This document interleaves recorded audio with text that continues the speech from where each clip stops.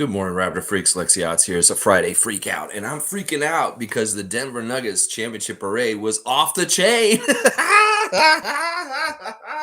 I'm so proud of y'all Nuggets here. I'm so happy that y'all won the championship this week because seriously, y'all were a good team to win. 47 years of existence, and now you finally call yourselves NBA champions, Denver Nuggets. Well deserved, well earned. You obviously have the best player in the league, the ultimate real MVP of the league, Nikola Jokic. And then you've got our great Canadian guy from Kitchener, Jamal Murray. So proud to see these guys yesterday and all the fun they had in Denver during this parade. What a crazy parade. It wasn't as big as ours. It wasn't as crazy and maybe not as tragic as ours. But there was some tragedy with Denver the night they won the championship, some shootings going on. But really, for the most part, these kind of sports celebrations are always pretty fun for the most part. But yeah, be careful if you do go to a championship parade, especially when we win our second Larry O'Brien here in Toronto, y'all. Wear proper shoes. I'm going to say that right now. First of all, wear proper shoes. Do not wear open toe sandals. Do not wear anything that can break or anything like that. You're going to need some good shoes. You're going to be down there in the millions of people. And then second, seriously, very much, this is a very important thing in any kind of big crowd situation. Be kind of sensitive to the way the crowd is moving. You know, you may not want to be right in the thick of it, right in the middle of it. You may want to get to the side or get to a certain place where you can have a little bit of an escape route. That's always good to have in big crowd situations, just trust me. Now, let's have some sense. I know this is Canada, but if it's going to be a hot day, definitely be hydrated and take your rests and get to the shade and get out of the sun and stuff like that. The problems that happened with the first Raptors championship parade could have been avoided and with better planning, but also understanding that there's a lot of people coming to this parade. So when they win their second championship, you better be ready, City of Toronto, just a little bit better. Get some barricades and get some sort of schedule that you could stick to instead of having people out there for too long. But man, what a crazy parade for Denver yesterday. All kinds of funny images. I think their coach was the star of the parade.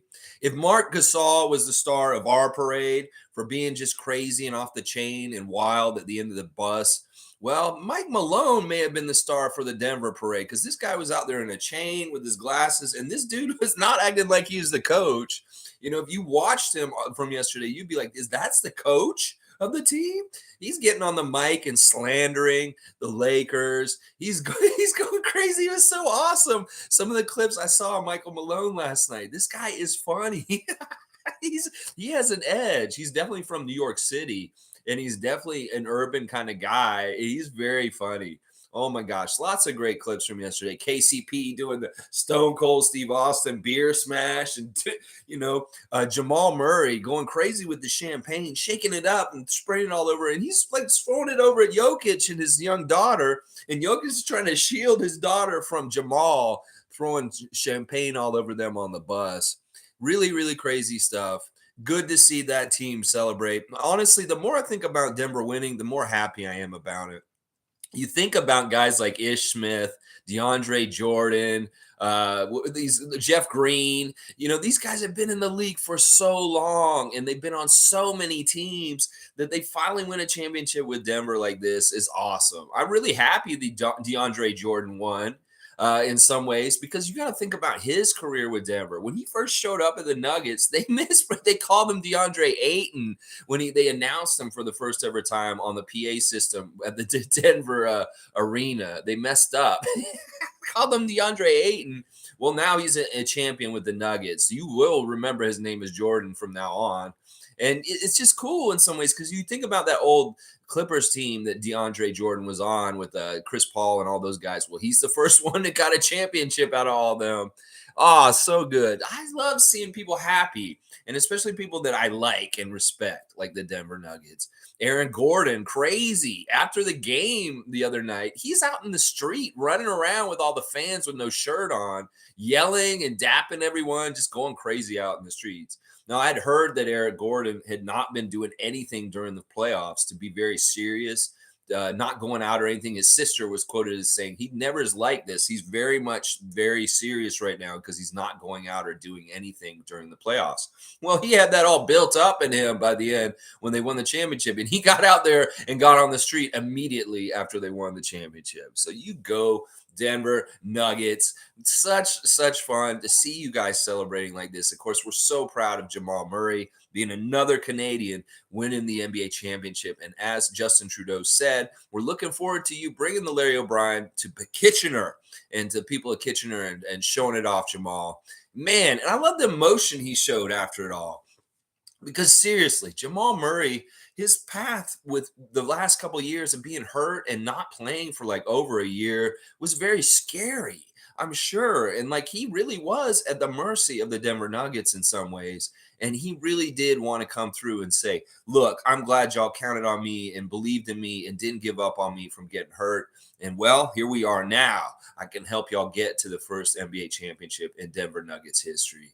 Really fantastic stuff. And as I said, I'm very happy for that team, their fan base, the everybody involved with the Nuggets right now. Masai's old team, just so good, just such good stuff. I hope y'all enjoyed it too. The footage is hilarious. There's all kinds of little fun things you see, like Christian Brune serving tequila shots, and they're just right among the people. They're very much up in among the people in Denver for that championship parade. Pretty crazy. Good morning to Dana. Of course, Dana's first in the house. Good morning to Dana, first in the house. Good to see you as always. Trevor is here also. Trevor's usually second too. I love this. Good morning, Raptors fans. We welcome back home Jama, and special welcome to Pat Delaney. That's right. We got some news yesterday. Two of the hires for Darko Rajakovic's assistant coach staff. We've got a familiar face coming back. Jama Mahalea, former Raptors assistant coach, 2-year Raptors 905 coach, and a championship coach for the Raptors and the Golden State Warriors, winning a championship with Steve Kerr 2 years ago. And he's been with Golden State for the last 2 years. This is a fantastic boomerang rehire coming back to Toronto. We know Jama very well. He's very familiar with everything here. He will very much help Darko with those kind of things as far as being around the Raptors from before.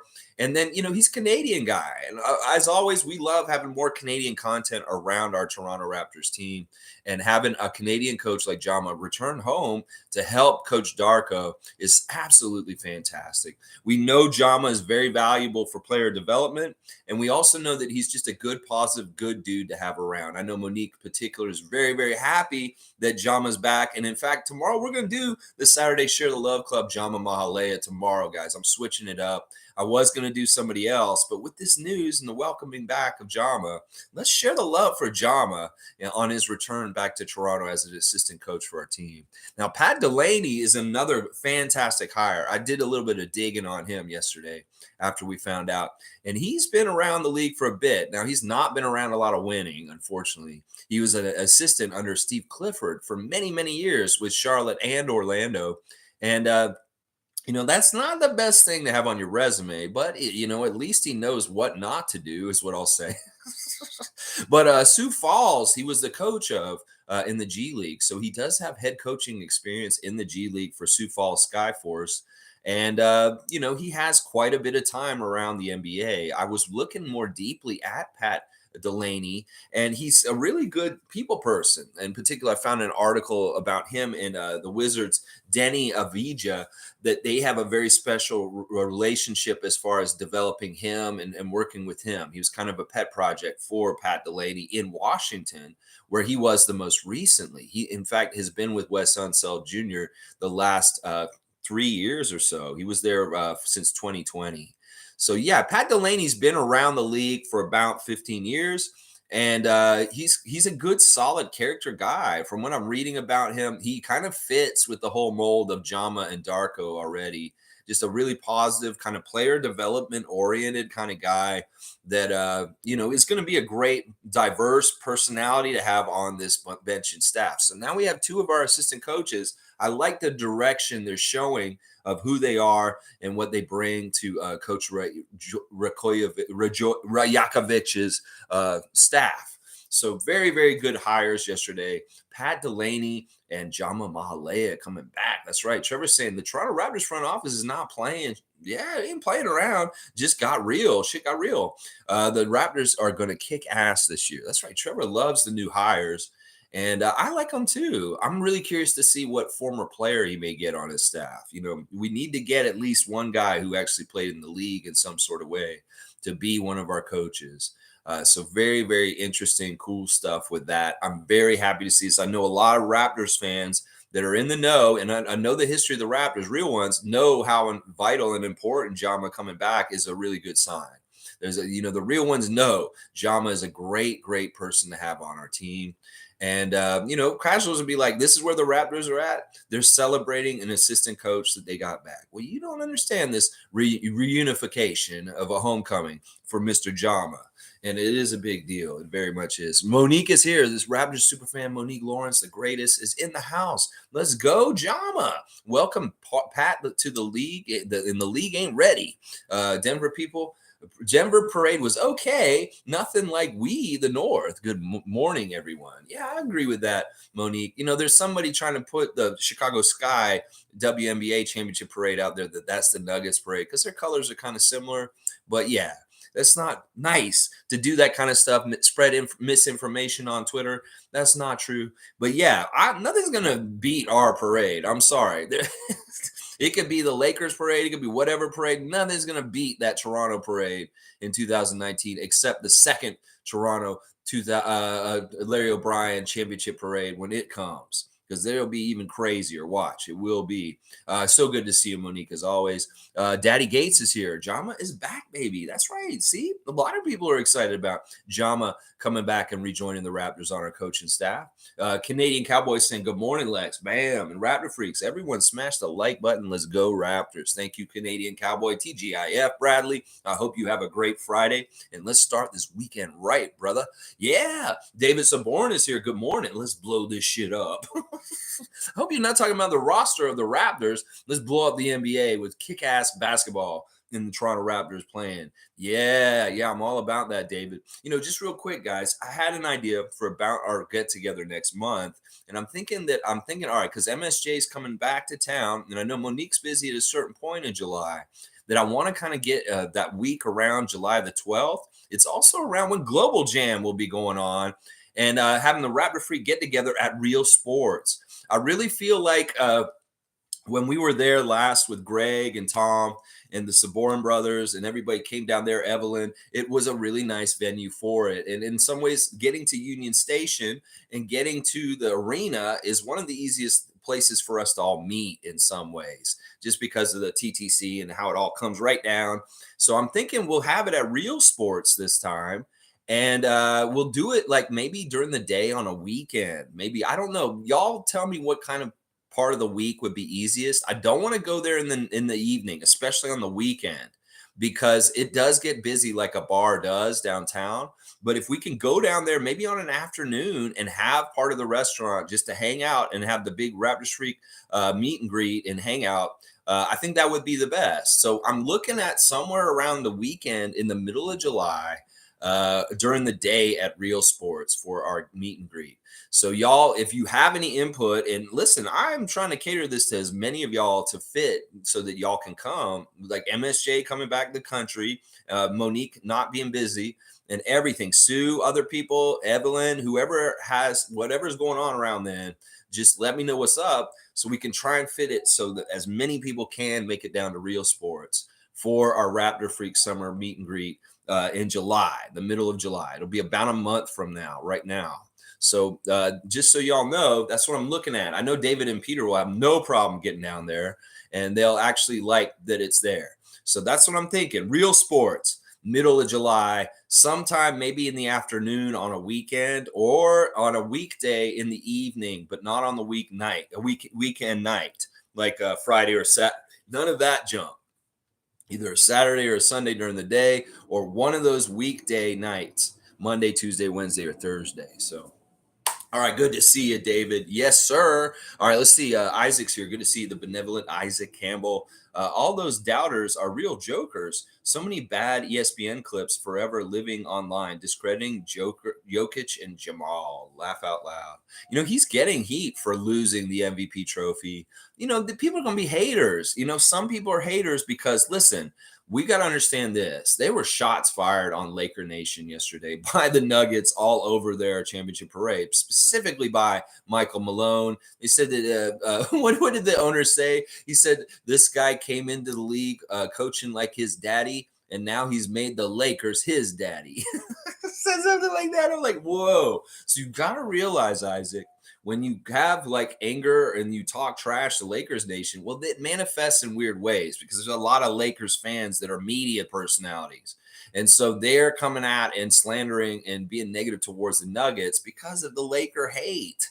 It's so funny. And then, of course, the fan nation is going to go overboard online with their perceptions and their ways of slandering the Nuggets and stuff like that. Listen, NBA, listen.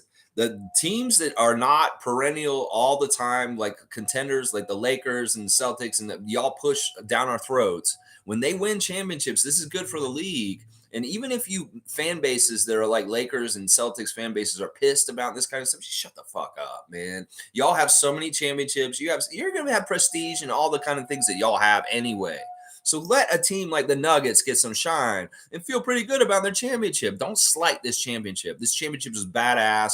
It's not their fault that a bunch of lower seeds had to play them throughout the rounds. They took care of business. They took care of it effectively and efficiently, and they are very deserving NBA champions. I'm sick of this shit. Milwaukee, Toronto, Denver. We all deserved our championships in the last couple of years. So stop sullying the hard work that good NBA teams that are real NBA champions won instead of a fake ass Disney old bubble stupid ass championship that LeBron got in Orlando. Seriously, y'all. Seriously, that's the most fraudulent championship in the last 5-10 years. You know that short ass season with them getting to practice when everybody was sitting at home and getting some edges and stuff like that, and the way they set it up for all them. Yeah, that Lakers championship with LeBron is fraudulent. We know it is. We know that is. It's the most weirdest championship ever in the weirdest season with the stupidest shit that led to them winning it. So you want to discredit the Nuggets for how they got a championship? Well, I'm going to discredit the hell out of your Lakers championship that you got in the recent years. That's the one that's fraudulent. It's not the Bucks championship. It's not the Nuggets championship. And for damn sure ain't the Raptors championship. That's what I got to say. Yeah. All right. Cowboys saying this next. I jumped, of course. There is it. All right, here we are. Also about the draft, I watched some Hawkins. He definitely has a Hawkeye shooting threes. He's my top 3 picks for sure. My top 3 are Bilal, Hawkins, Wallace. If the Raptors pick any of these guys, I'll be jumping. Yeah, I'm all about those guys too. I like all 3 of your guys. I watched more of them last night too. Bilal, the reason why, all right, when I said yesterday he reminds me of Tracy McGrady, it's really like Tracy McGrady when he was in Toronto. When he showed up and he was 18, 19 years old and he was just a little kid. That's who he reminds me of. It was like baby McGrady is Bilal Coulibaly to me. And it's very interesting. They have a very similar body type and a lot of the same kind of, I don't know, it's the way he moves his body. He looks a lot like McGrady to me. It's so weird. But yeah, I like those 3 a lot too. Hawkins is a certified bucket. This guy's going to be a good 3-point shooter in the league no matter what. I know it's happening. So in some ways, I really want Hawkins because I want the best 3-point shooter in this draft. And I'm pretty sure it's Jordan Hawkins. So I'm all about him. And of course, we've talked a lot about Cason Wallace. I've seen different heights for him. I've seen him at 6'2", and then I've seen him at 6'4". So I don't know what his real height is, but I do know that there's a highlight reel of him out there of him just blocking people at his whatever height he is, and he gets up there.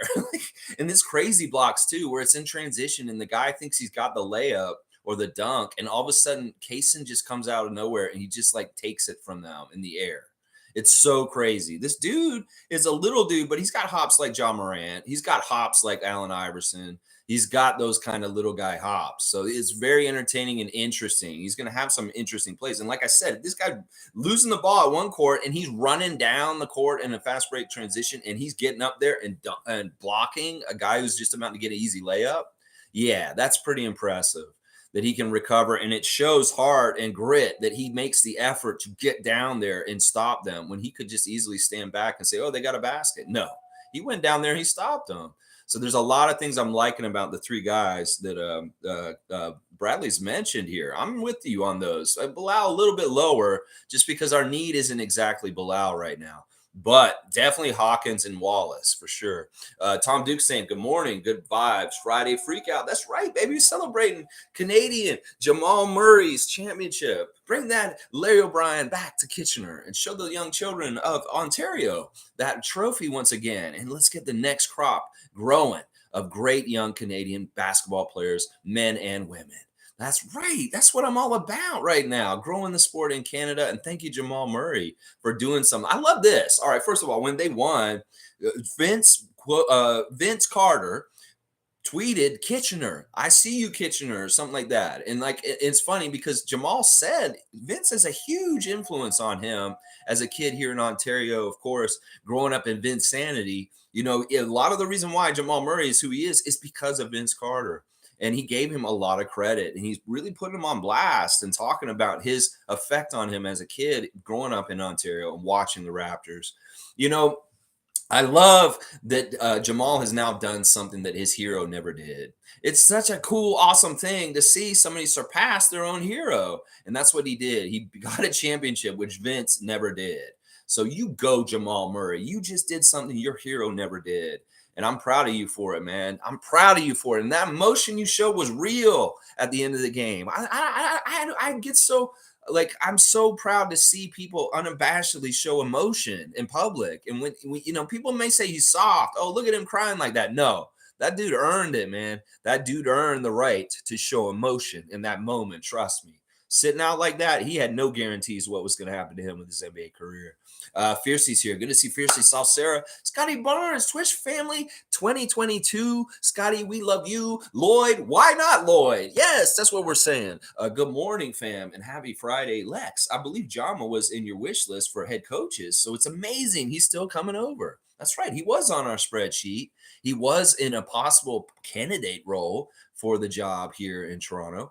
But you know what? Listen, this is great. I'm glad. Yeah, you're right, Fiercey, that somebody from our list, somebody familiar, somebody who's a proven track record, somebody who's a good citizen, somebody that's going to do great things for our team as far as vibes. It's going to be great. I think in particular, Chris Boucher has a very close relationship with Jama. And, you know, that's going to be a good thing right there. There may be that Chris is actually really happy to hear that Jama's coming back. Because I believe they were around each other at 905 a little bit. I know Chris was really more around Jerry, but I know because of the Canadian connection that Chris probably has some sort of relationship with Jama already. I think I've heard him talk about Jama on Hustle Play before. And then, you know, who were the guys when Jama coached the 905 around that time? Well, wasn't there a little bit of overlap with Norman and Fred and all those guys as far as with Jama also? This could be like a hire that helps us keep Fred. I don't know, indirectly, that could be part of it too. Is that like I think Pascal, Pirtle, and Fred have pretty good connections with Jama also. So it's really good, his past history with the Raptors and familiarity with a lot of our guys already. These guys have been around our team for a while. They know Jama. So they know what's coming up with him coming back in. It's awesome. I love it so much, Fiercey. It's such a great hire. And it really is a nice first step for Darko in building his staff. Tom Duke saying that introductor was off the hook. Malone came in, the son of the coach, and left the daddy of the Lakers. I know. It was so good. That introduction by the owner or whatever. Yeah, Tom, wasn't that awesome? It's great to see people happy and celebrating like that, especially when they're people you like. You go Denver Nuggets. You got a fan in me. You're in West Conference. We'll play you guys twice a year, but it's always a friendly, good matchup. And I have no hate towards Nuggets Nation. In fact, it's all love, baby. And I'm so happy to see you guys holding that Larry O'Brien this summer. I really am. Fiercely saying, I love Mike Malone's energy. He had no filter. Awesome. Yeah, his energy. He has, listen, talking about swag, you know, Darko swag. Mike Malone has some swag there. It's like, listen, I'm telling you, it's like I'm watching the highlights with my dad. I was like, that's the coach, Dad. That's not the player. That's not a player. That's not like a trainer or anybody. That's the head coach of that team out there with that chain and those glasses. Michael Malone, you are a badass. Yes, sir. I love it. Cook has saying, good morning, Raptor Free Crew. Raptors culture is on the rise. Happy Friday. Cool Cat is signifying the return of Jama. It is on the rise. Raptors culture is coming back with good vibes and good effects and all that dirty, toxic nurse stuff. Go on down to Philadelphia with your craziness down there. The James Harden picture just gets more fuzzy and weird as it goes. It just gets weirder and fuzzier. I don't know if Rico's going to help them retain James. I don't know if they even want to retain James. James is going to be a headache this year. Watch. He's going to be such a headache this year. Watch. Him and Nick, okay, let's see that. I want to see that. Do it, Philly. Do it. I already dared you to hire Nick Nurse. Now I dare you to keep James Harden and keep that whatever you're building there. Sixers fan here. Is Random Gamer here? Because we got to talk about the Sixers a little bit here. All right, let's keep going. Cowboys saying one more thing before I go. I believe we picked Bilal. The ceiling for him is the highest, and Darko can bring out all of his potential. I know we need 3-point shooting. I believe we have that with Banton and Harper. Wieskamp, Otto Porter Jr. There's a couple of upgrades coming back to us for 3-point shooting this year. Hopefully with a healthy Otto Porter who does want to play in Toronto still and will show up and be a good addition we should have had last year. Well, if Otto shows up this year, that could really help bolster our 3-point ranks. And then obviously Joe Wieskamp, that is what he is. Joe Wieskamp is like Jordan Hawkins, but from a couple years ago.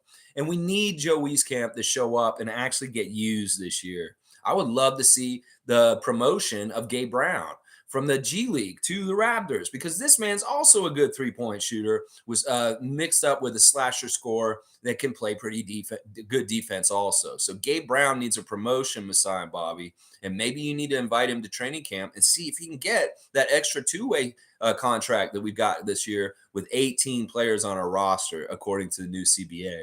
So Gabe Brown could help with the threes also. So we're looking for threes. I understand what you're saying. You want to get the best player available. And this is the other thing. Bobby's saying he wants another 6'9", two-way player. Well, if he's saying that, that may be Bilal. But I'm seeing him go further and further in the draft, like higher. He's going higher and higher on mock drafts. They have a new mock draft this morning, actually, on ESPN, and I have a huge question about it because it's very weird. I see Victor, number 1, Spurs, Metropolitans. Yeah, he's going to probably get drafted number 1. They got Brandon Miller at number 2.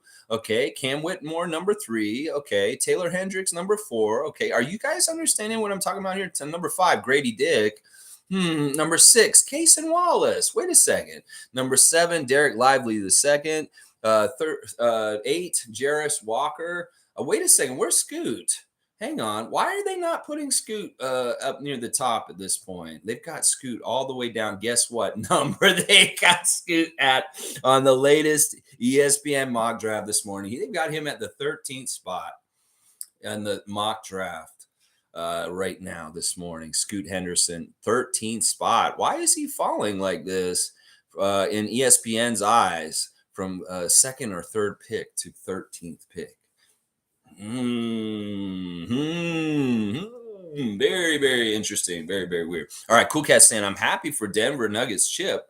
And Jokic dropped some bombs. They deserve that chip. Yeah, it's so cute how much his daughter's around. And, his wife got nailed with a beer can from the crowd in the parade yesterday. As people were saying, this man just want to go home and rest and watch his horses and would be with his family. Well, he made him go to this parade. And now his wife got nailed in the face by a beer can. Well, it was a glancing blow. Thank goodness. It did come from the crowd. I think it hit a Denver Nuggets player that was behind them, and then it bounced off his chest and hit her in the side of the face like that. And Jokic looked a little mad at first. He kind of looked around a little bit, but he's such a happy-go-lucky guy. He kind of laughed about it again, but he was kind of looking around like he want to give some hell to somebody.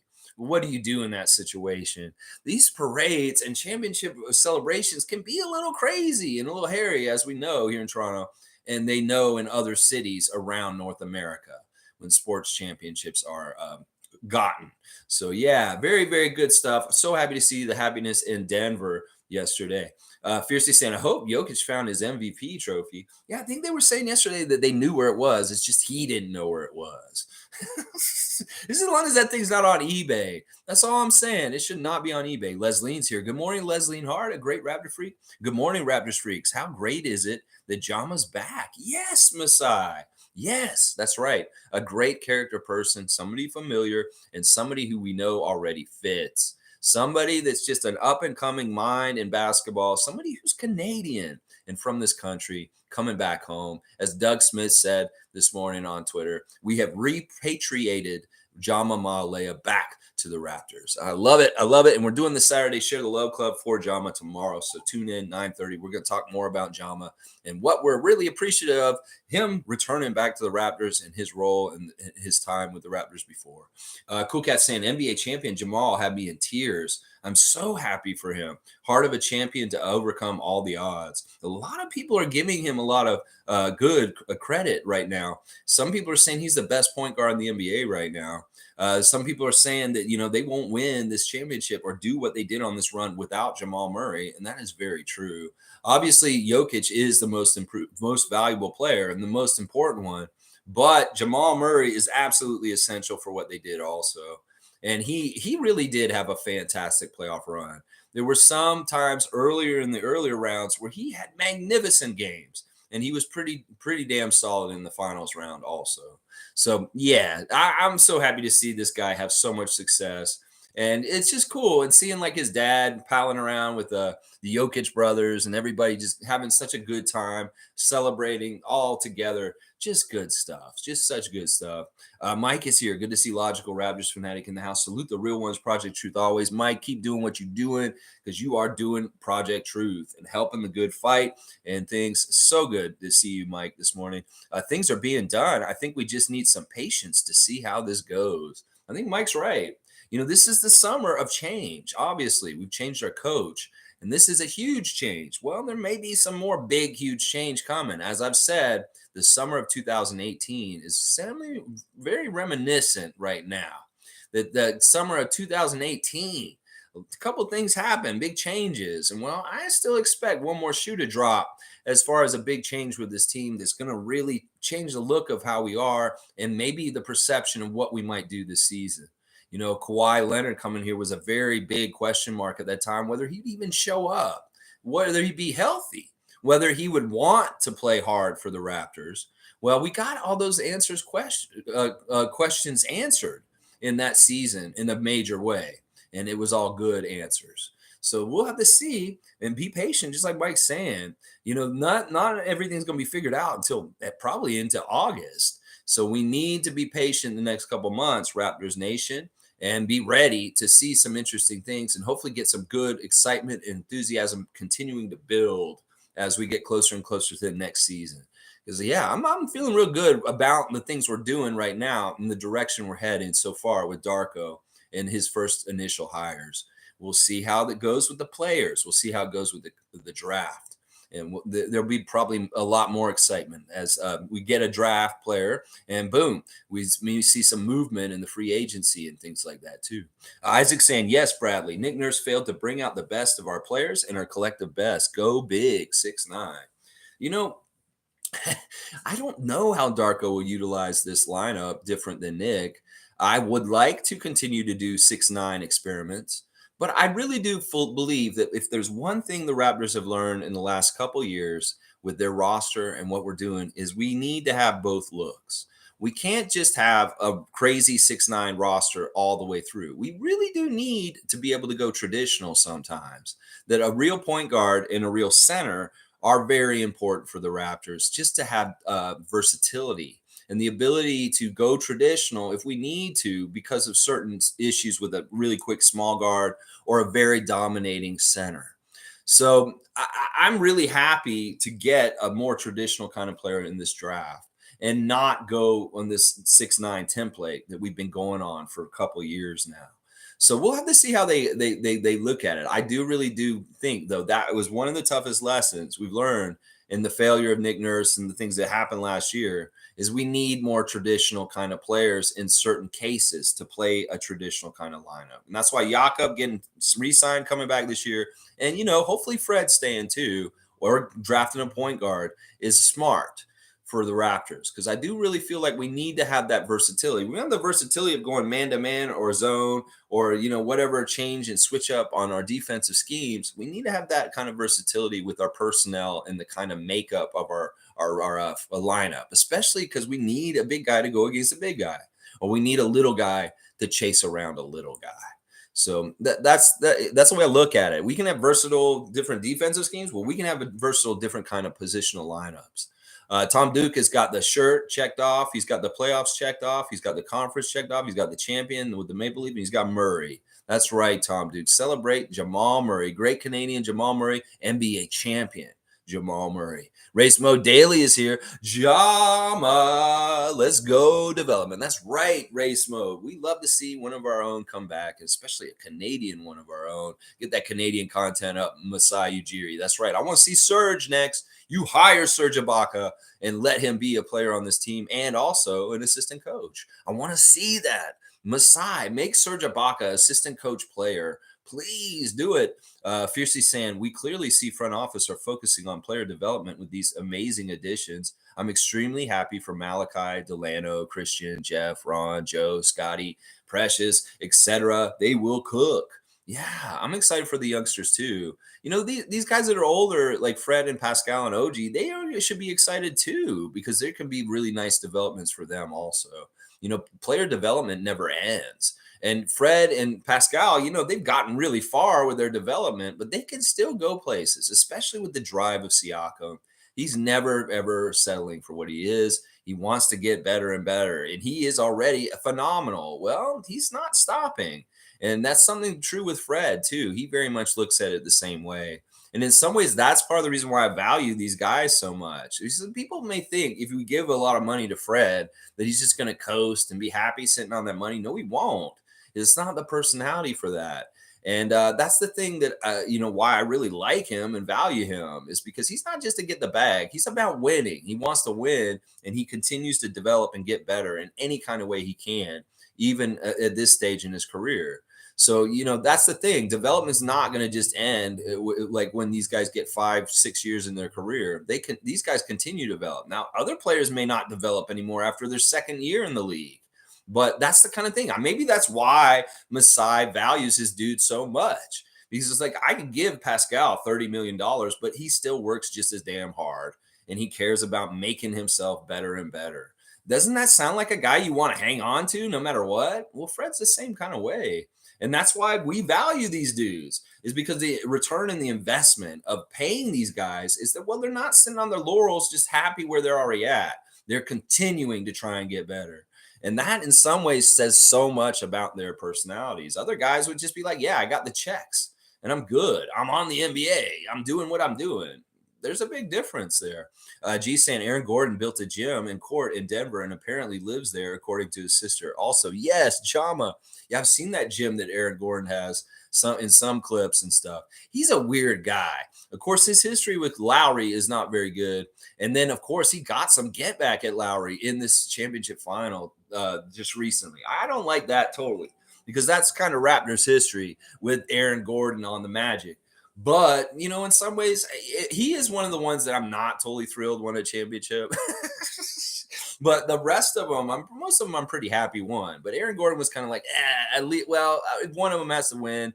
If it's somebody I'm not that thrilled about, Aaron Gordon's fine. Whatever. Cowboy saying, everyone here have a blessed day. Later, Lex and Raptor Freaks. I'll watch the video tonight. Let's go, Raptors and Darko. Gotta go. All right, Bradley, be safe. Tada is out there on the street. You need them, call them. You can look them up on the internet. I say look in the phone book. I'm like, why? There's no phone books. You got to look them up on the internet. Ta-da! They will come to your house and help you with odd jobs. You need your windows washed. You need your gutters clean. You need your carpet clean. Ta-da is the company to come to your house, and they will help you with this. Look them up on the internet. That is what the phone book is now. I was wondering why do I say look it up in the phone book? Who has a phone book these days? I'm like, why do I say that? Isaac's saying, Jama, that like button, Jama, that like button, and develop this here channel. All right. All right. Isaac Campbell's getting a dunk for a very witty wordplay. That is a dad joke. And I know he's licensed to be a dad and make a dad joke. So, yeah, you got a dad jokes dunk. Isaac. And listen, I got some interesting news recently. My climb to 1,000 may not be necessary at this point. YouTube is amending their rules for how you can get into their thing of all the bells and whistles to only 500 subscribers. So apparently, I will be able to do the changes to this channel soon, very soon, and not have to get totally to 1,000. This is cool in a lot of ways. I don't know exactly what it's going to open up, and I don't know if I'm exactly monetized yet. I still have to be at 1,000, but it is allowing me to do the bells and whistles early because I have 500 subscribers. So this is just like a new rule with YouTube. So yeah, we're developing this channel, and YouTube has changed the rules to help me. So I'm all about that. Thank you, YouTube. I know that this is a weird channel. It's a niche channel. I don't want millions of views. I don't want millions of followers. This is a place for our common-minded Raptors fans to meet and join. And if it's secret and not a lot of people know about it, I'm okay with that. I'm not going for volume. I'm going for quality. And in some ways, well, YouTube helped me out. So I don't have to get 1,000 really diehard good Raptor fans. Well, I only need 500, and I've got almost 700 right now. So thank you guys. And we're going to see the changes at some point. I haven't really looked to see if I can switch it over yet. I will probably investigate this more in the coming days, and there may be some new stuff coming with this channel very quickly. So yeah, I'm all about it. Tom Duke is thumbs up him all over the place with the Raptors lineup. And Nameless is saying, good morning, ladies. Good morning, ladies and gents. Welcome to the greatest show on earth, the Toronto Raptors, baby. Woo! That's right. Race Mode Daily saying Jama over Ja Morant. Yeah, if you're going to pick a Ja name, let's go Jama instead of Ja Morant. Maybe a little Jamal Murray, maybe a little Jamal McGlure. But Jama, yeah, let's go Jama. Yeah. Nameless saying the baddest Mama Jama is back in town. Nameless excited about Jama being back too. I like it. Nameless saying, I'm going to say right now he's back permanently. Whoa, wait a second. We want this guy to have leeway to go different places just in case. You don't know what's going to happen. Maybe he will be our head coach down the road. Maybe he will get another opportunity somewhere else and he'll have to go somewhere else. I'm really happy that Jama went to Steve Kerr and the Golden State Warriors for the last 2 years because this really diversifies his knowledge. He gets to know how Steve Kerr runs things. This is a badass thing. Like, this is very much kind of like Pirtle. Pirtle went down to San Antonio and learned from Popovich for a few years, and now he's back with us in Toronto. It's kind of like sending somebody off to university and they get to learn, they get the knowledge. Well, Jama went to Steve Kerr University for 2 years, and he actually was on a team that won a championship down there. So the experience of Jama going away and coming back is very valuable because he's learned a lot of stuff from being around the Warriors the last 2 years. So I'm really happy about that. I'm really, really happy about that. Yeah.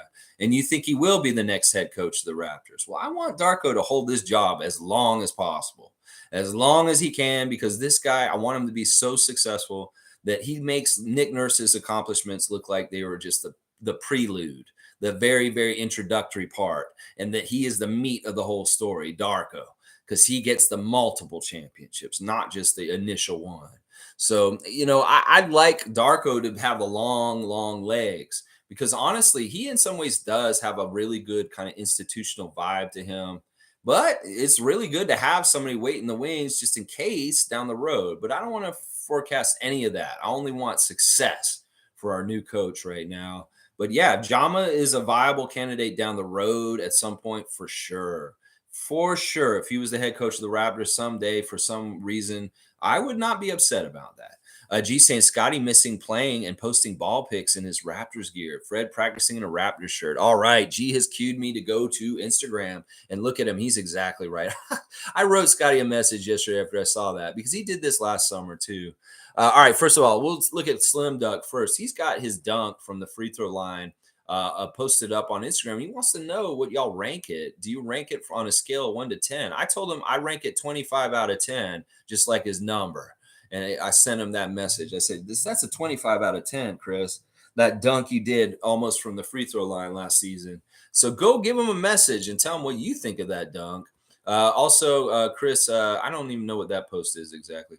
All right, Pascal is got. He's putting on blast his foundation. This is when he gave a whole bunch of computers to youth in Toronto that were not that were lacking in getting access to computers. So he had a program where he gave out a whole bunch of new computers to kids in Toronto in certain areas where they just don't have access. And he's showing pictures of these kids on the computers and stuff. So you go Siakam, PS43 Foundation. So proud of you guys and the work you do in the community and get those kids access to knowledge and getting those computers. Yes, Scott, it is true. He has a picture of himself on the Oklahoma City Thunder court while holding his shorts and saying, "Damn, I miss it." This the guy has been off for what, 2 months now. He's sick of it. He wants to get right back into it. And it could be that Scott Wayne Barnes has seen this new coach come in and he's reinvigorated, energized, and he's excited. And he wants to see what's going to happen. So this dude is biting at the chomp to get back on the court. I love that, Scott. As soon as you can get back in there, listen, whatever you got to do, man, keep working hard in the offseason, put the work in now, and show the results next season. I know you love playing the NBA. You will be back on that court soon enough. And I can't wait to. And he also has a nice picture of him coming off the court at Scotiabank Arena, shaking the hands of the fans. And he's showing love to us. Scott, listen, man, we know you're a real one. And you know what this signifies to me? He's doubling down on his love for NBA and playing on the NBA courts. He's doubling down on his love to play for the Raptors. Because I think that he's seen this uncertainty in recent times with Nick Nurse and all this crazy shit that happened recently. And he's probably been a little bit worried.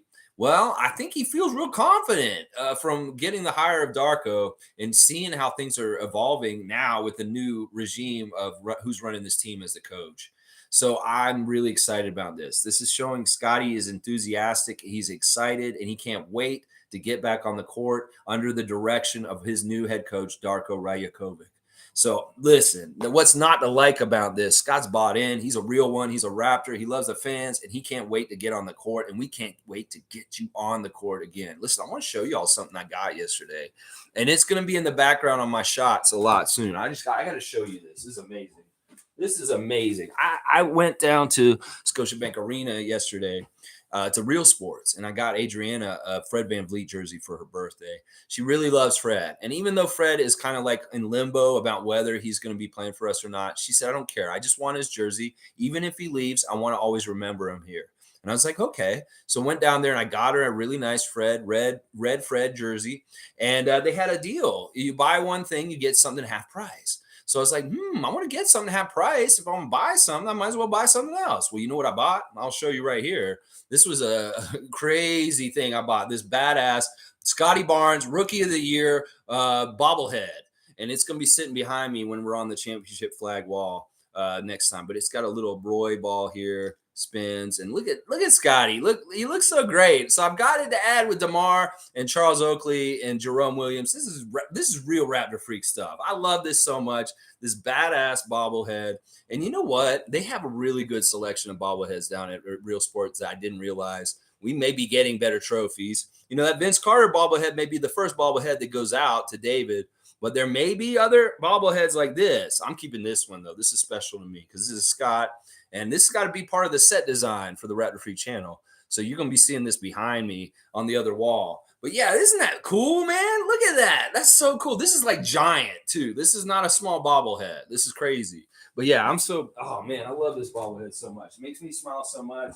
And the fact that I got it on the day that Scotty Barnes said he can't wait to get on the NBA court, well, that just signifies it right there. So I love it so much. All right, y'all, let's keep going. I got to keep looking at the stories.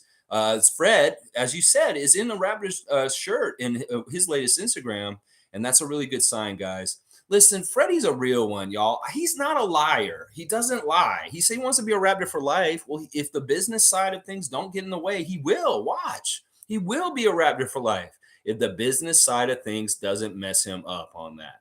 Because that will be the thing that messes him up on that, is the business side. It won't be him. It won't be the other things. It'll be the business side that messes up Fred being here. So, yeah. All right. Let's see. Namus has got Boomerang by Big Pun playing. I don't even know the tune of that song. but I know it's a good song.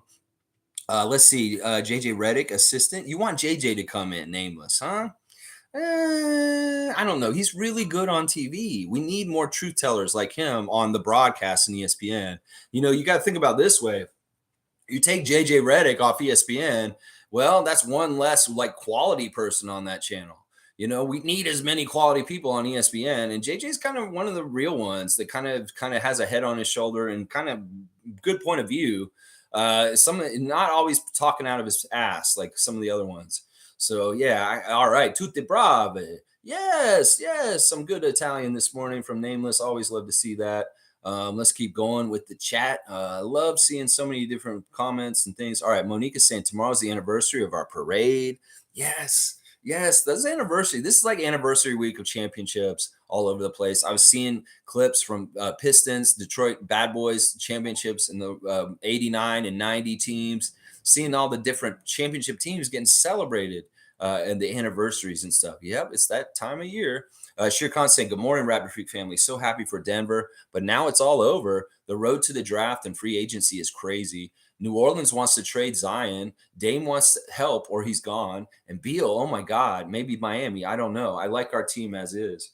Yeah, this is what I'm saying. The shakeup of the whole league is now more crazier than ever because they're very good, high quality franchise players that are probably maybe being on the move. I highly suspect that Bradley Beal is finally going to be leaving the Washington Wizards for the first time in his career. And this could be very interesting.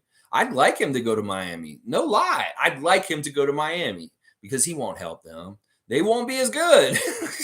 Trust me, if he goes down there, they won't be as good. It's not that Bradley's not a good player. It's just he's a certain kind of player. He's not a winning player. Let's just put it that way. Zion, interesting. That's a very interesting person because he could go somewhere and all of a sudden be healthy and be a big difference maker for a team. We saw him in the game against us this year. He was absolutely phenomenal. Crazy dunks, just so overpowering, dominant. Yeah, Zion Williams is a very interesting player that could be moved around and very much could shift things for some team somewhere. I would not be upset if he came here because I don't think his problems have anything to do with him other than his weight. And that lady's just crazy, and she's just putting his business on blast. He didn't do anything wrong in some ways, and in some ways, I don't mind him being in Toronto because he's got some really crazy athleticism. And I don't know, that's such a weird situation. Now, it's true with Lillard. Either you get him somebody like Siakam this play where he can try and win in Portland, or move him. So there's something going to be happening with Dame Lillard. Either he's going to get some trades towards him and he won't leave, or he's going to be on the move and going somewhere else.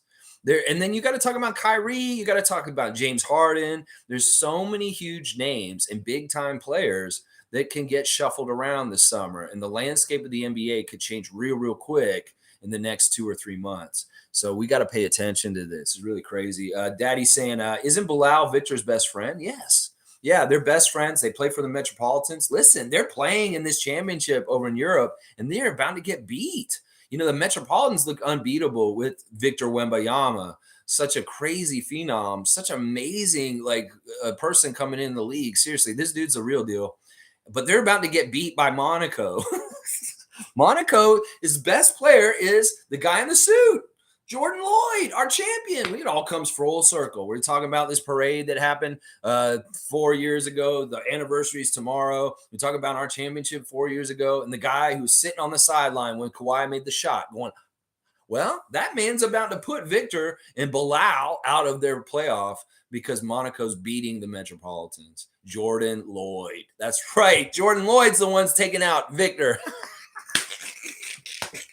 That's crazy to me. Seriously, think about that. Guy in the suit is beating the number one projected phenom, transitional, franchise-changing, generational talent of Victor Wembanyama. So crazy, so crazy. Iceman like Gervin's here. Always good respect to Iceman like Gervin, the Menace Police.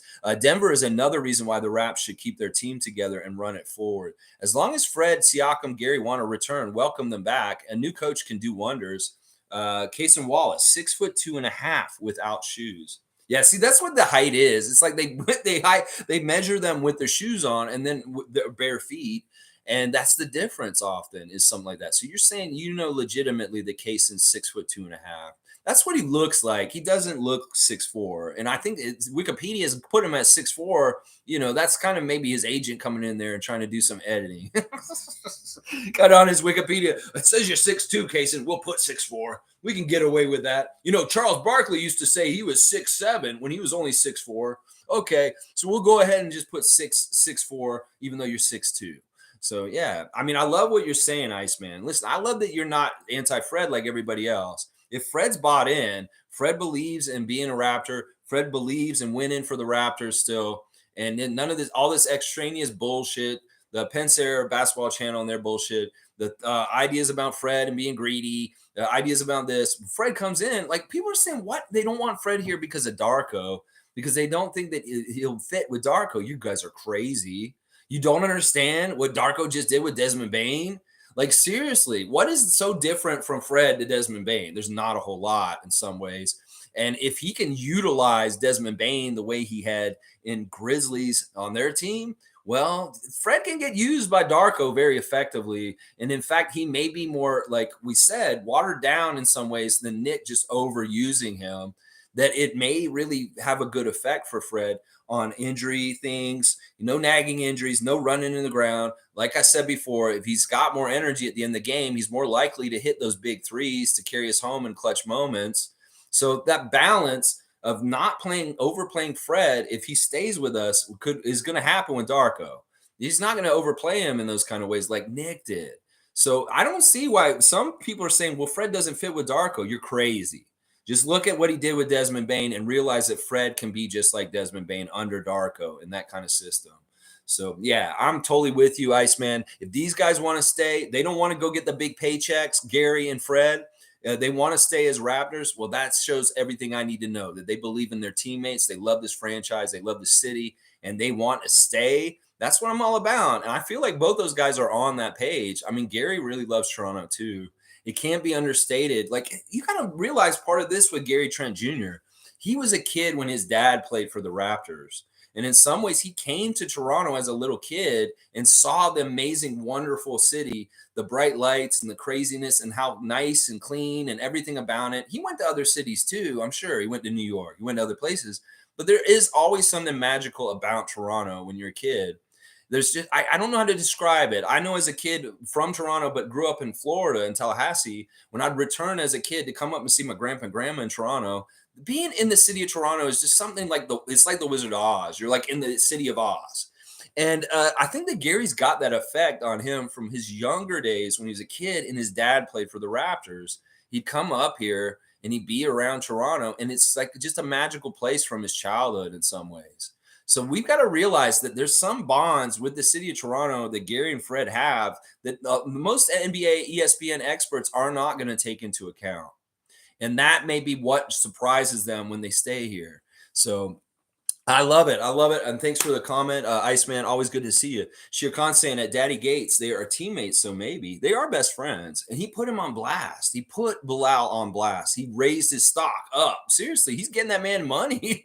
He's getting his friend money by saying, this dude's so good, he should be a top 10 pick. He said, actually, he should be a top 5 pick with him.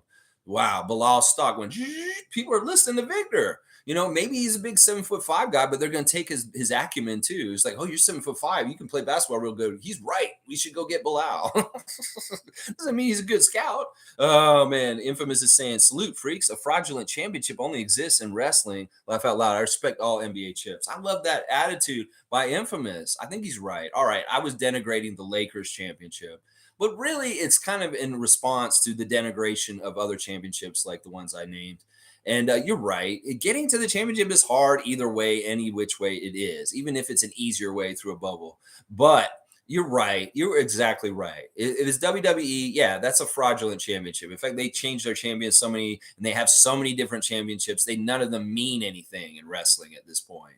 So yeah, all right. I'm going to go with Infamous. He's been a good role model as far as I respect all championships. And that's the way all NBA fans should be. Stop being haters, y'all. Stop being haters. Don't hate on the Nuggets. Let's not hate on the Lakers for their championship too, I guess. Nameless is saying, so funny how wrong the media has got it. They actually believe the Raptors are interested in Scoot Henderson. However, it's actually Brandon Miller. Are we interested in Brandon Miller? I haven't heard any news about us and Brandon Miller. I don't think he's going to be around anywhere near where we're going to draft. Now, if we switch our draft position and then we try and get Brandon Miller, I have to trust in Masai and be like, all right, I don't really like this guy, but for some reason, Bobby Masai want him really bad and they're getting him. That would be my attitude about it. So I'm going to give him a chance. But I hate that idea. I don't think that trading up to try and get Brandon Miller, I'd actually be more impressed if they traded up to try and get Scoot than Brandon Miller in some ways.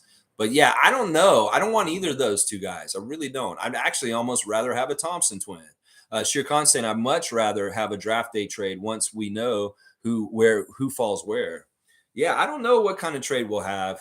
I think we won't have. I don't know. I really hope they don't do a whole lot. We know the Raptors don't do a lot of just moves. They don't just make moves to make a move, which is good because that's how mistakes get made. That's how assets are lost. And I'm glad the Raptors are less moves mean more than a whole lot of moves to try and make things happen. No, less is more in the NBA.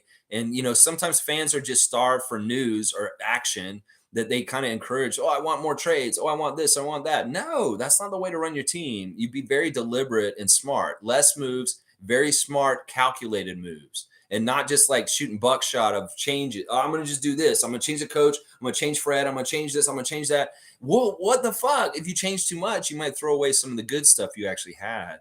So I like incremental change in small ways when you're developing your basketball team, because you want to like kind of go in the right direction. Well, you don't want to throw too much out at once because you may be going in the wrong direction very quickly.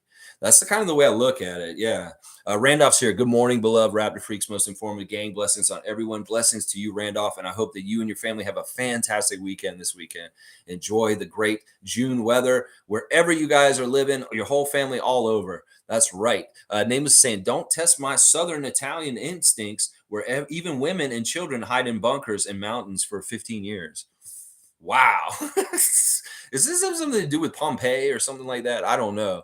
Nameless, I'm not going to test anything that has to do with your Southern Italian instincts. So whatever you want, hey, I'm cool with it. All right. I'm with you. You're one of my dudes. You're cool. You're my Italian teacher. So whatever it is, ciao bella. I think I said something right there. I don't know. Cool Cat saying Scotty is missing basketball and his fans. Poor kid doesn't like being away from us and basketball too long. He really loves it here. Yeah, I'm pretty sure he's back in Toronto right now. We saw him reunited with Cardi, and he's probably with Darko. That's the great thing. That's part of the reason why he's so excited about playing. It could very well be that he went and met Darko in the last 24 hours before that Instagram story. He talked to Darko and he's like, damn, I'm ready to get on the court.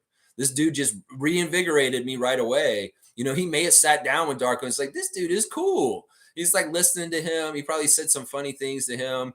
And then Scotty's like, I'm ready to go play for this dude. And I want to play today. I'm sick of this. Can I go play Summer League, Masai? You're a third-year player, Scotty. You can't play in Summer League. Please, Masai, let me play in Summer League. I'm just itching to get out there. Watch, Scotty shows up. This is a funny one. All right.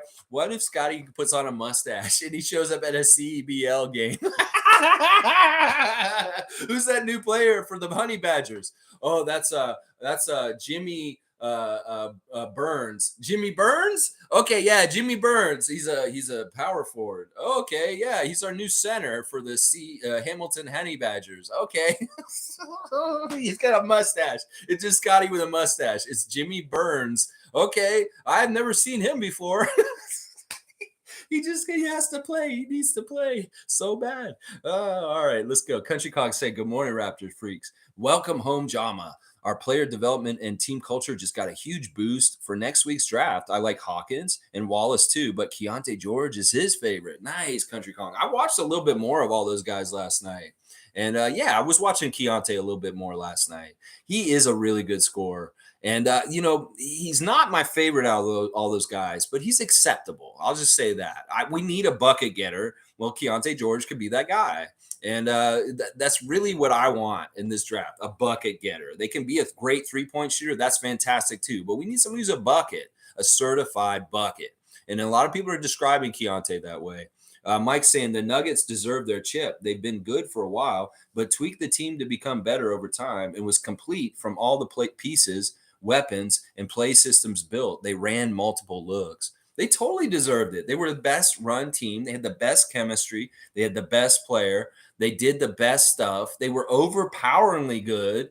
The NBA did not want them to win. Once again, when these teams like us and them win, that means they went against the refs with the other teams and beat them.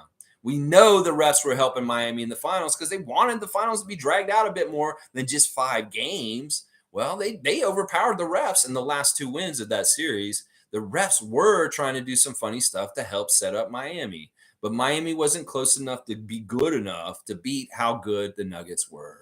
And I love that. They are totally the team that deserved it. They were the best team in basketball this year, and the right team is the NBA champions right now. For sure. For sure. I'm with you, Mike.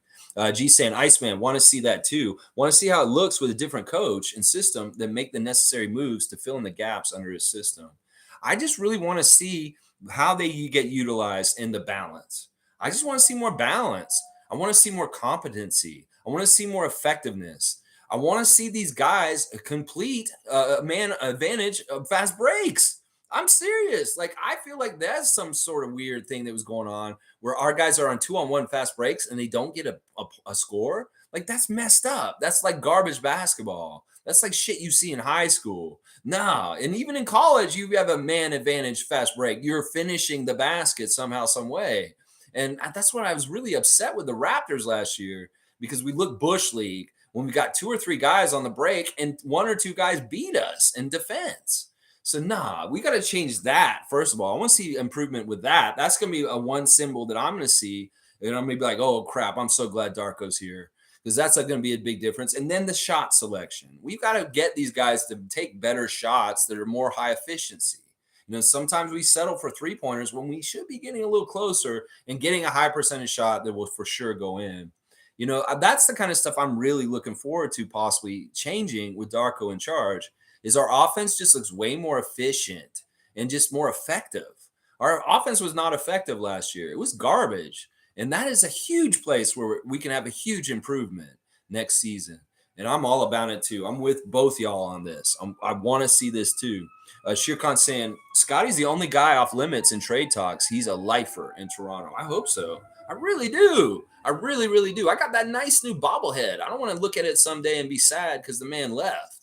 No, we don't want that, Scotty. You want to be like Larry Bird. You want to be like Reggie Miller. You want to be a lifer like Tim Duncan. One team only. Toronto can be that team, and we will get you those Larry O'Briens. Trust me, we will. Because Masai promised you, and he loves you. He wants to get you what you want, and he wants it too. Well, we're going to do it together, and you just stick with us. We will get there. Trust us. Trust in Masai. You see what he's doing this summer, Scott, and you see what he's doing, and you can feel real confident that he's running this team in a very, very good, sound way. We're going to be kicking some ass. He knew that Nick was a problem. He got rid of him. He didn't try and linger him around with toxicness longer. He didn't keep him around just because he's a name and our first ever NBA championship coach. No, he had the guts to fire him, even though people were like mad at him for it.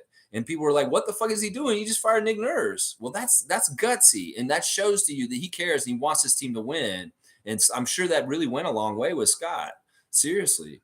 G saying, thank you for talking about Hawkins. I was not even looking at him. He has a confidence and edge that I like for the team. Reminds me of Ben Mathurin attitude. His shooting mechanics are great. For sure, G. Yeah. Best pure shooter in this draft, and the way he makes shots is, like I said, he can make it in all kinds of situations. He does not have to have a certain way to get catch and shoot. He can do it with all kinds of different settings around him. Guy in his face, come around a little screen, go around the back pick on the baseline and come up into the corner. He's doing all that stuff. He even did the little thing where he catches the ball inside the 3-point line. He steps back 2 steps and nails it.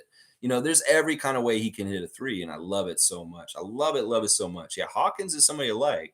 Now, speaking of Ben Mathurin, apparently Giants of Africa or Basketball Without Borders is having an event in Montreal, and they're going to have Ben Mathurin, Lou Dort, and Chris Boucher as the representatives and coaches at this event, coaching young Canadians in Montreal at this event. So Benedict Mathurin, Lou Dort, and Chris Boucher giving back to their home city as coaches at an event. I think it's Basketball Without Borders. It's not Giants of Africa. I'm not sure which event it is. I know Masai's got Giants of Africa going in full effect, but I think it's Basketball Without Borders that those guys are on. I'm not sure totally. G's also saying to Daddy Gates, Victor is on record saying Bilal is the first person he looks for on the court, and he's really pushing for him to be drafted high.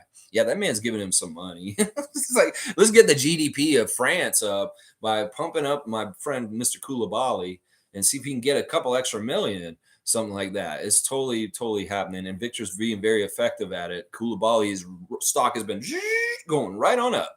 Cool Cat saying, I would love us to get Bilal. He looked great playing with Wemby. The draftees numbers are all over except for Wemby. Yeah, there's only one sure thing about this draft. It's Victor Wembanyama. And there's no way they're going to trade him any which way. This is a match made in heaven. That kid was a Spurs fan when he was a kid. Tony Parker. France loves the Spurs.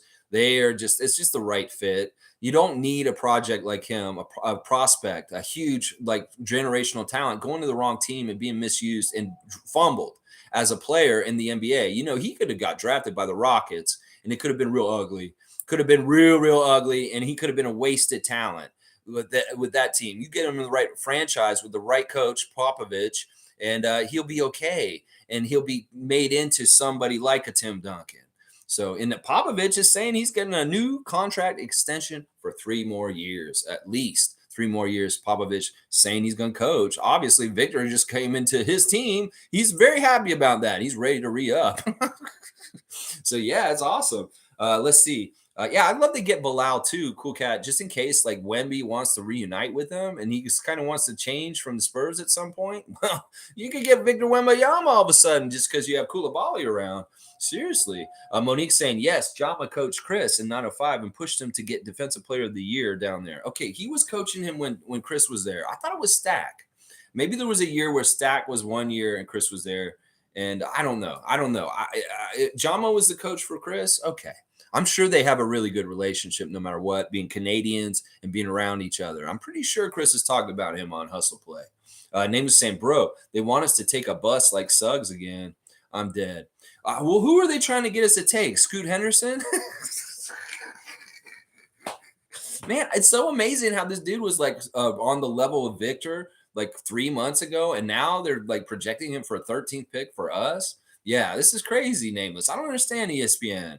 I don't understand these mock drafts. How has Scoot Henderson dropped so much in just like the last 2 days? Something weird is happening right now. Fun guy saying, I see ESPN sees it too. Scoot is not what we're hyping, and I'd take quite a few before Scoot, to be honest. See, Fun guy sees it too. Maybe they are listening to everybody, and they're saying, man, that guy's all hype. That dude's Russell Westbrook. He's good. He's muscular. He can dunk. But can he win? That's what we want to know. Can he win? Cool Cat saying, Masai said new era, new changes. So I think players are on the move too. Well, we'll have to see. Hopefully not too much shuffling up with the Raptors. I really do love this core. Make them make sense, the moves, and make them improve the team. And maybe at the same time, get rid of somebody who may not totally fit with us. I don't want to name any names. I don't want to say who it is. I don't know who it is. But I want to improve this team. And if there is a little bit of addition by subtraction, that's just how it is. But hopefully we keep most of the guys, because seriously, these guys really do love playing together. They like the core. Gary, Fred, Pascal, OG, Scotty, Precious, Chris, Jakob, Christian. These guys like playing together. They don't want to break this band up. Masai does not want to break this band up. And it's really only some toxic fans that really are trying to pull it apart right now at this point. G saying Jordan is officially selling the Hornets. Okay, Jordan Hawkins, or no, Michael Jordan. That's why we need 2 names. Michael Jordan officially selling the Hornets.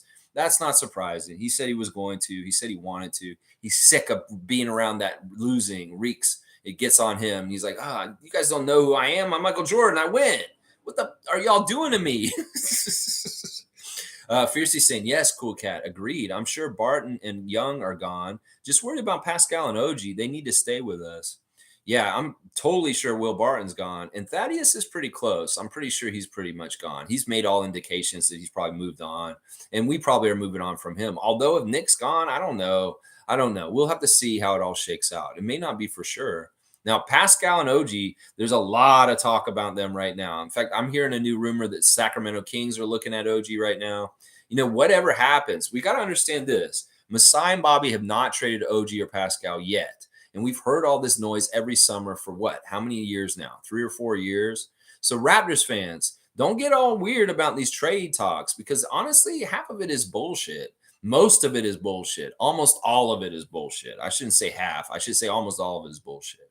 Because how many summers have we gone through where it's been OG to this place, Pascal to this place? How many summers have we gone through this? So I got to figure this. If it's going to finally happen, well, it's going to be a big move, just like that Kawhi for DeMar DeRozan trade. Seriously, it's going to be a big move if it's going to happen. They weren't going to wait around and not do this deal for so long and lose somebody they really developed up and made into a huge, like, great player in this league.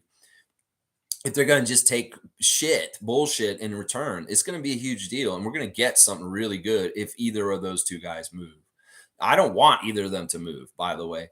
But if it happens, we know this noise happens every summer. Pascal's going here, Portland.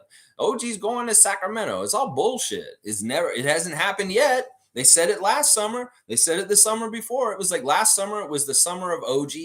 And then the summer before that was the summer of Pascal. Well, this summer, maybe we're getting the summer of Pascal and OG in trade talks like crazy. Overkill.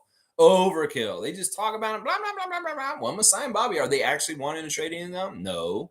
And if they get talked to, well, you better really bring something really, really good if you think you can try and pry them from our team. And it can't be some half-ass whatever's left on your team you don't want around kind of thing. Grizzlies fans were really awesome. Yesterday, Darko saying goodbye to the Grizzlies family and the coaches, the players, and the fans. And all the comments were so positive and nice. Nobody hating on him for taking the job up here. In fact, they're very much proud of him and saying they want him to kick ass up here too. One of the comments said, "Trade us OG." It was sad Grizz fans. He said, "Trade us OG." And then he tried to send us like all their scraps. Like, who would you trade us for OG? And he's like saying something like Santee and like Tyus Jones and a draft pick. And I'm like, really? Come on. You got to do better than that. You're going to, seriously, if anybody's going to try and get OG or Pascal from us in a trade this year, they better come correct. And that's what I'm saying. If Portland wants to talk to us, it better be Shaedon Sharpe, Anthony Simons, and that pick you got in the top 5 this year. That's right. The price is very high if you want OG Anunoby or Pascal Siakam. That's just how it is. These guys are real deal, Holyfield, bona fide, real established NBA stars. And we don't want prospects. We don't want draft picks. We want solid, good contributors already, just like the guys we would be sending away. So we're not doing it. And I think it's just hot air, just like every summer has been the last few years. OG here, Pascal here, stuff like that. Mike's saying, I don't know if we're in the right place to go get a big piece. I think we need a system that works first. Then we can really eye the issues and who would actually fit those things. I don't know. I think we hold most of the cards. I'm not sure what he's going to say, but Mike, I agree with you. I think that you're right. I think in some ways that the summer when we did make the Kawhi move, it was very evident what we needed, and that was very true. I think Mike's exactly right here. And maybe this isn't the summer that we make the big kind of move like a Kawhi move. Maybe we wait a year, we try out Darko, see what his strengths are, see what works with this roster right now. And like Mike said, we figure out what isn't working, and then we make that adjustment next year with that. That is actually very sound, logical advice from Logical Raptors Fanatic. And it totally makes sense. In some ways, we're maybe not in the position to make that home run big move because we don't know exactly what we need. I get what you're saying, because it's really what Darko's going to do with our guys will show the deficiencies of what we still need. So we'll see after that. Fun guy saying, would say Gary is the change that's gone, and one of OG and Siakam's gone too. But that's about the major change to expect. Van Vliet will be here and most likely means Siakam too. Gear for an OG loss, guys. I don't like that. It's weird. Bobby Webster did say he 100% wants to re-sign Fred, that he is really working with him. And I think it's going to happen. I mean, the sign is there that Fred's wearing a Raptors shirt on his Instagram yesterday. I think he's staying. And all the Raptors people that hate Fred are going to be such hell next year once again. I love it. I love it. Oh, you go ahead, Fred haters, and hate your life because Fred VanVleet stays in Raptor Red. Yeah, hate your life like that. I love that Fun Guy's predicted that he thinks Fred will stay and these other guys might leave. Well, I don't want any of them to leave. We can magically make this team just stay together, even though people think it's so bad. And all of a sudden, it's just the coach that changes us to another level. That'll be so satisfying. considering just how middling we were last year. To see the improvement was just that we needed a better coach. Cool Cat saying, I'm hoping we keep Pascal, OG, and Scotty as our defensive anchors. Yeah, yeah. Like I said, if they finally move OG or Pascal, it's going to be a good move for us. They wouldn't have waited this long and held out with all these offers they've gotten over the last few years to sell out and get nothing for him. We're not a shitty front office like Washington or Atlanta or some team that just messes up trades. No, we will do it when it matters and when it helps us and we get what we want. And we're not in a position where we have to help any of these people that are desperate. This, once again, they come from the area of desperation as far as they want our guys to improve them to get to the next level. Well, we don't have to trade our guys. It's not up. We don't have to do it. They're the ones that want it so bad. They better come correct with their offering and really make that deal sweet. And that it's like we can't say no to it. That it's not on us. We don't have anything we'd have to do. We're not desperate like some of these teams. Like maybe Portland's desperate because of Dame Lillard and his situation and him wanting to win right now or go somewhere to win right now. Well, Portland's probably a little desperate, a little more desperate. Well, that means you better show up with the stuff if you really want to get a Pascal or OG from us. Seriously. Trevor's saying the Toronto Raptors is like the innovation of trends. First, we created Jurassic Park. Then every other team in the NBA started following what we did. Creative fans outside the arena. Yeah, there is some truth to this, Trevor. We do have some sort of innovations in different ways. I think Jurassic Park did very heavily influence Milwaukee getting out in the street and doing what they do in their city. You know, I've seen the Winnipeg Jets do stuff in the street now with their team in Winnipeg. They do a whiteout for the Jets in the playoffs. So there are different teams that are doing stuff out in the streets like that with their fan nation and stuff. And I don't know if we're exactly the first, but we're definitely one of the first. So I'll take credit for it, Trevor, if you think we did. Fiercely saying, I was low-key disappointed Rico left to Philly, but a day later, it's all forgotten. Jama is that guy. Yeah, it is what it is. Good for you, Rico. You got a promotion. Good for you. Sell your soul out to the devil. All right, let's see. Monique saying, Amit Mann spoke to a Serbian TV reporter yesterday on Darko, and their community is now on YouTube and Twitter. Awesome.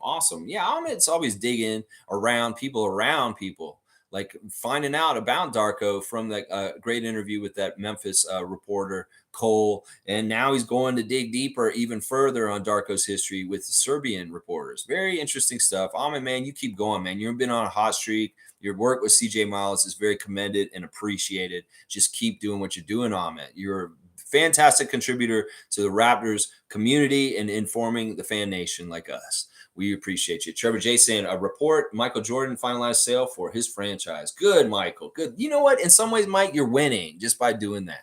Michael Jordan winning again. Selling the franchise of the Hornets. Yep. G saying, how did the Sixers have Embiid, Simmons when he was good, and Butler to end up with maybe just Embiid? Talk about bad moves. They had great assets. Exactly, G. That's what I'm saying. We need to be really fortunate and feel good about our Raptors front office. Everybody's sullied Masai and Bobby in recent months. Just shut up. Seriously, you don't understand the win percentage for GMs is not very high usually. You make a decision as a front office, you hope it pans out. Well, we're not doing that. We're making decisions and we're just like knocking them out of the park left and right. Our win percentage on GM decisions is very high.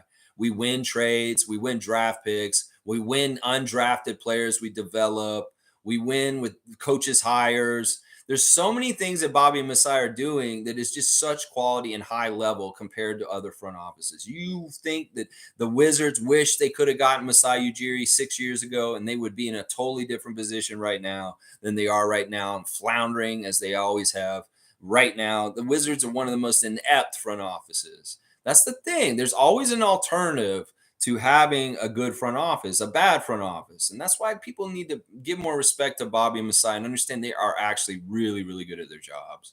And everybody who thinks, oh, losing Nick or this is a loss, well, let's just understand how often GMs and front offices across the whole entire league collect L's. And let's look at the L pile for the Raptors and compared to the L pile for the Wizards, the Hawks, the Magic, the Sixers. So yeah, it's really like let's look at it realistically, what the front office does, and really, can you really have a perfect record as a front office? No, you can't. In fact, you usually have like a 25% win percentage as a front office, maybe even less. And I'd say our guys may be above 500 as far as their win percentage with their decisions. So yeah, there you go. G, thank you. The Sixers are a great example of bad management in a bad front office. Leslie's saying, Lex, I love your idea of hiring Serge as a player coach. I think he would be a great asset. And I miss his art and scarves. Yeah, it's going to be cold this winter. Leslie needs scarves. So, Masai, get the scarf master back. The man who taught us all scarves. So he can argue with OG about who actually taught about scarves. No, I talked about scarves first, OG. No, you didn't, Serge. Remember, I brought the scarves to everybody on the airplane. No, I told you to get scarves, OG. I just for that content of Serge and OG arguing about scarves, please just bring Serge back. I don't care what he does for this team. We just need his effervescent personality and coolness. We need another champion on our team roster again. If we're losing people like Nick Nurse, Kyle Lowry, Norman Powell, well, let's get Serge to come back and be a boomerang just like Jama. Get him back on this team right now, Masai and Bobby. I know it's July the 1st is when you got to wait maybe, but get Ibaka back. Just get him back, please. Jeez. Do it. Do it. Cool Cat saying Lowry and Aaron Gordon have made up. They were hugging and yapping it up after the finals game. Competitive spirit is just on the court. Off the court, it's all respect. Look at Pascal and Embiid. All right, that's good. I'm just saying the history of it all. It was pretty ugly. That whole incident, the beginning one with the Magic and the Raptors at that time. And okay, I did see like a little bit of jawing that Gordon did at Lowry at one point during the finals. And I thought of that incident with them from before. Okay, I'm glad to hear this, Cool Cat. I mean, Lowry's this kind of guy. And I know Gordon, in some ways, he's been disrespected in so many different ways during his NBA career that if he can finally share respect with the GOAT, Kyle Lowry, a very respected like champion in this league, now that Aaron Gordon's a champion also, he's feeling more bona fide. It's like, all right, I'm fighting for respect with Kyle Lowry. Well, I'm getting it now because I just beat him in the finals. So that's good. That's good. And I think Pascal and Embiid are a good example of what you're saying for sure. Fiercely saying, no more phone books, no more phone booths, no more pagers. I could go on, but rather focus on the stream. That's right. Why am I saying call Bradley in the phone book? Oh my gosh. Cool Cat saying, Lex, I immediately thought of you with the YouTube changes. You are way over 500 subscribers. I know. This is going to be, I don't know when I can do it. I haven't really looked in my settings. Maybe I can do it already. Maybe I'm going to be really busy today. I'm not going to have time to mess around with it today. Once again, I'm going out the cottage country after this stream. So I got to get out there very soon. Man, I won't be able to mess with this yet, but I'll find a day when I have more free time to definitely see if I can switch over some of the bells and whistles on YouTube due to their new changes. Fiercely saying, congrats on 700 subs, Lex. Let's reach 1,000. Did I get 700? I'm at 670. But I'm close.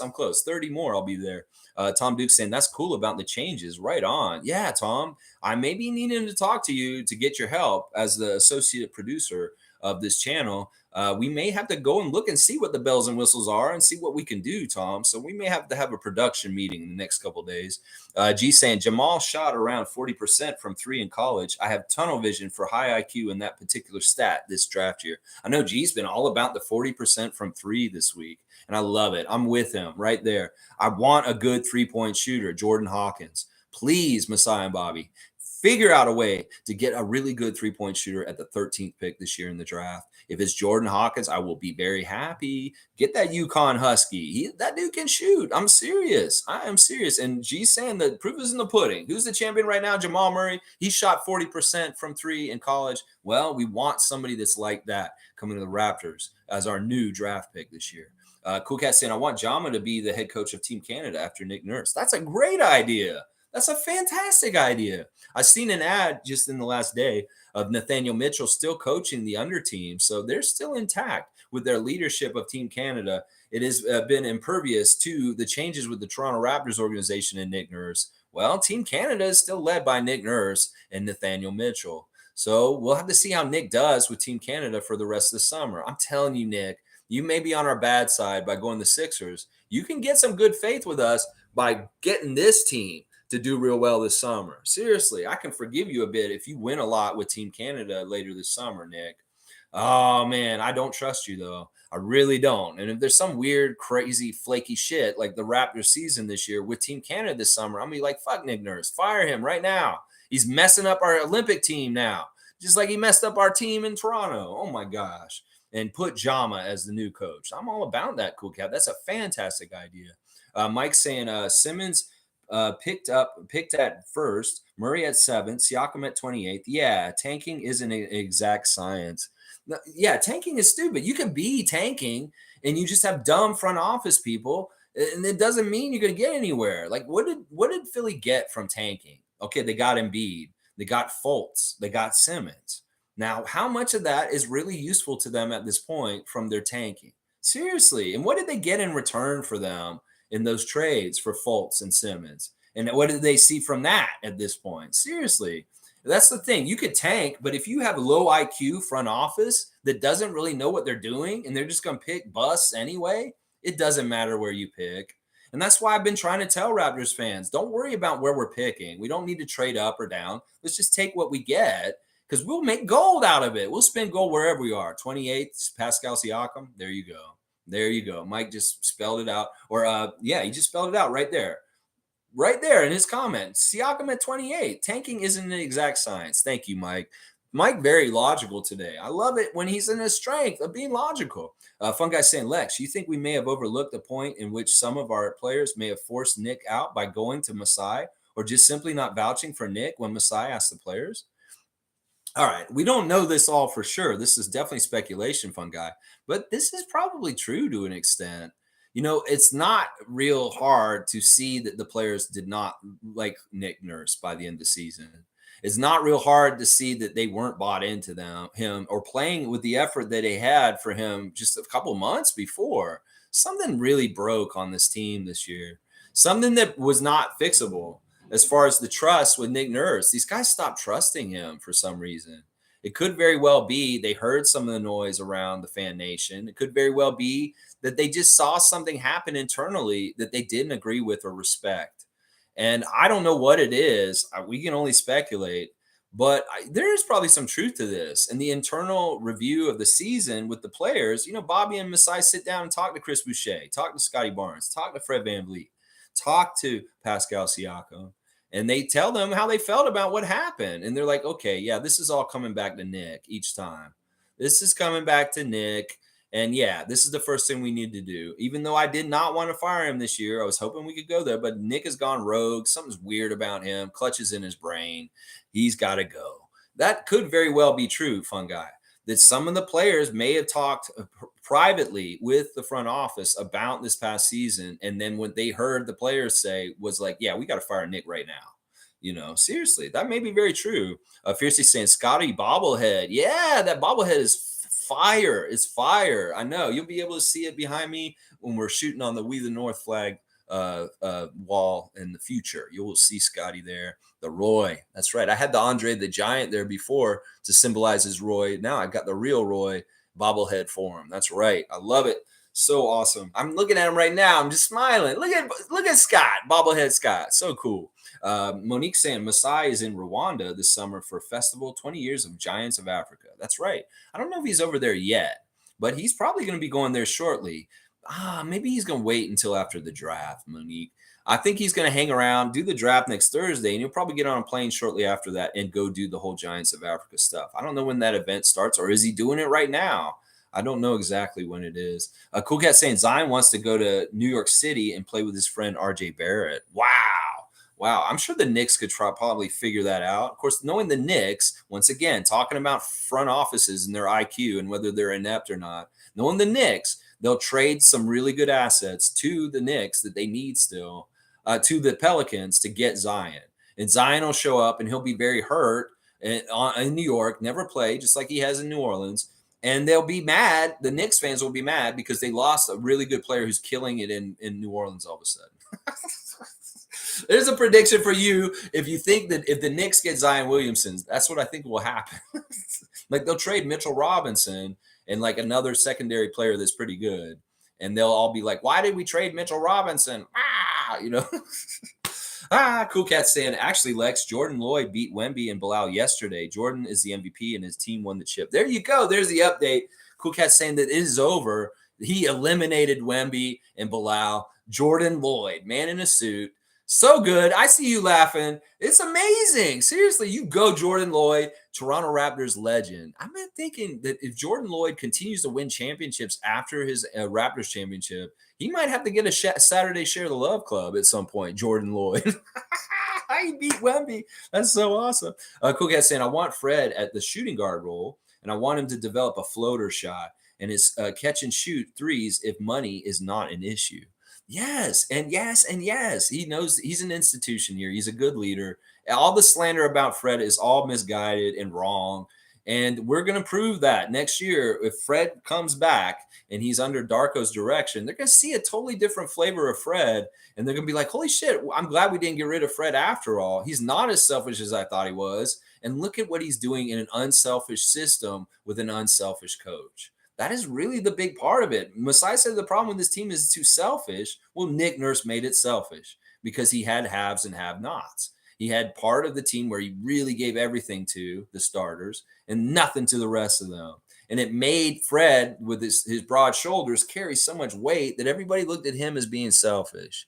Well, Nick directed him to be so selfish, and the coach directs the players. And when Darko shows up in training camp next year with Fred on the team, you'll see a difference in how he uses Fred in a way that is much more like for Raptors fans being like, okay, he's not being a selfish player anymore. Holy crap. Why is that different? He's the same guy. It's just he's doing what the coach told him. That's the difference. That's the difference. All right, let's see. Nameless is saying Gary is an international brother. Of course he loves Toronto. Yeah. Yeah, I mean, seriously, it's kind of like his style. It's who he is. Like it's Toronto's qualities and characteristics in some ways are a part of him as a person. Like very stylistic and kind of cutting edge and just kind of future kind of guy. Well, that's the city of Toronto in a lot of ways too. So yeah, I totally get that, Nameless. I'm right. Flashy, flashy, flashy, but substance and hard work behind that flashiness. You want to make it in Toronto? They say you make it in New York, you make it anywhere. Well, you make it in Toronto, the unlivable city. Well, you better be hard at work to be able to make it in Toronto and be able to survive in this city economically. Trust me. Yeah, Iceman LeGurban saying 24 people watching, 12 likes. Hit the like button, people. Support the real. Thank you, Iceman. It means a lot coming from somebody real like you, man. I seriously, man, I'm a big fan of yours. I was like telling Monique last year, I was like, man, we got to get Iceman in here. Seriously, I see him in the Raptors tonight all the time. He's just on point with his point of view. He'd fit right in with us on the Raptor Free channel. So it was like 6 months ago, bro. I was like, man, we get Iceman, and Bradley finally got you in here. I'm so happy you're here. And you are family right away. You always were, man. You always were. I appreciate it. Those numbers don't matter to me, man. Like I said, it's all about quality. It's not about quantity. I don't want a million views. I don't want thousands of subscribers. I just want the right ones. That's right. Trevor's got my cutoff. I appreciate that, Trevor. Let's see. Mike's saying the story of the 2020 Lakers thought they were making smart upgrades, but ended up just destroying what they had. They got all these names, and none really worked out. That's right. They had a pretty good roster that won in the bubble, and they totally dismantled it like almost immediately. It was very, very strange and weird. A lot of that had the fingerprints of LeBron James all over it. That really was a lot of like when LeBron was trying to be the GM and Rob Pelinka's like, okay, LeBron, what do you want me to do? And oh yeah, get rid of Dennis. I hate Dennis. Okay, we'll get rid of Schroeder. Okay, get rid of this person too. Okay, we'll get rid of him. Okay, who's on the team from the championship year last year? Nobody. Kuzma out of here. Okay, and let's see. Oh, can we get Dennis back? Yeah, let's get Schroeder back. We saw how that happened with the Lakers, and Mike's exactly right. That's what happens when you let people like Kawhi and LeBron run your team. Seriously. Wayne's here. Good to see Wayne Strainer. Greetings, Raptor freaks. Jama is back, and so far so good. Our bench is coming on completely. Our summer development is going to be a showcase of professionalism. I want to see if Jama is maybe coaching our summer league team. Maybe him or Pat. I got to get his name right. Pat Delaney. Pat Delaney could be that guy too. Pat coached the Sioux Falls Skyforce. Spent a lot of time with Steve Clifford and Wes Unseld Jr. And he seems like a nice guy. I heard him in a couple of interviews. Very down to earth kind of guy. He used to play himself, but he wasn't very good as a player, so he had to switch to coaching. and he just seems like a character dude. Seems like he's a good guy, Pat Delaney. So a couple of new coaches that we got yesterday. I like it. Let's see. Iceman is saying Michael Jordan finalizing the sale of the Hornets to Gabe Plotkin, Rick Schnall, and Michael Jordan knows that the NBA has about reached its apex in terms of franchise value and is cashing out most of his franchise shares. I hate to hear that. I mean, Adam Silver is so adamant that this league is growing and making more money than ever. And in some ways, he's right. They are making more money than ever. In some ways, he's kind of like, I don't care if the league's going downhill with the quality of the play or this and this. People are still coming to the game. So, wah, money. Adam Silver is basically like that. In some ways, he's worried about the quality of the game and trying to get it better. The anti-flopping rule is a good start this summer. There's other different little things. He's trying to zest it up with an in-season tournament, different things like that. The innovation's good, but he does need to watch out because the casualness of some of the players and how things are is not good for the league. The league should be sacred.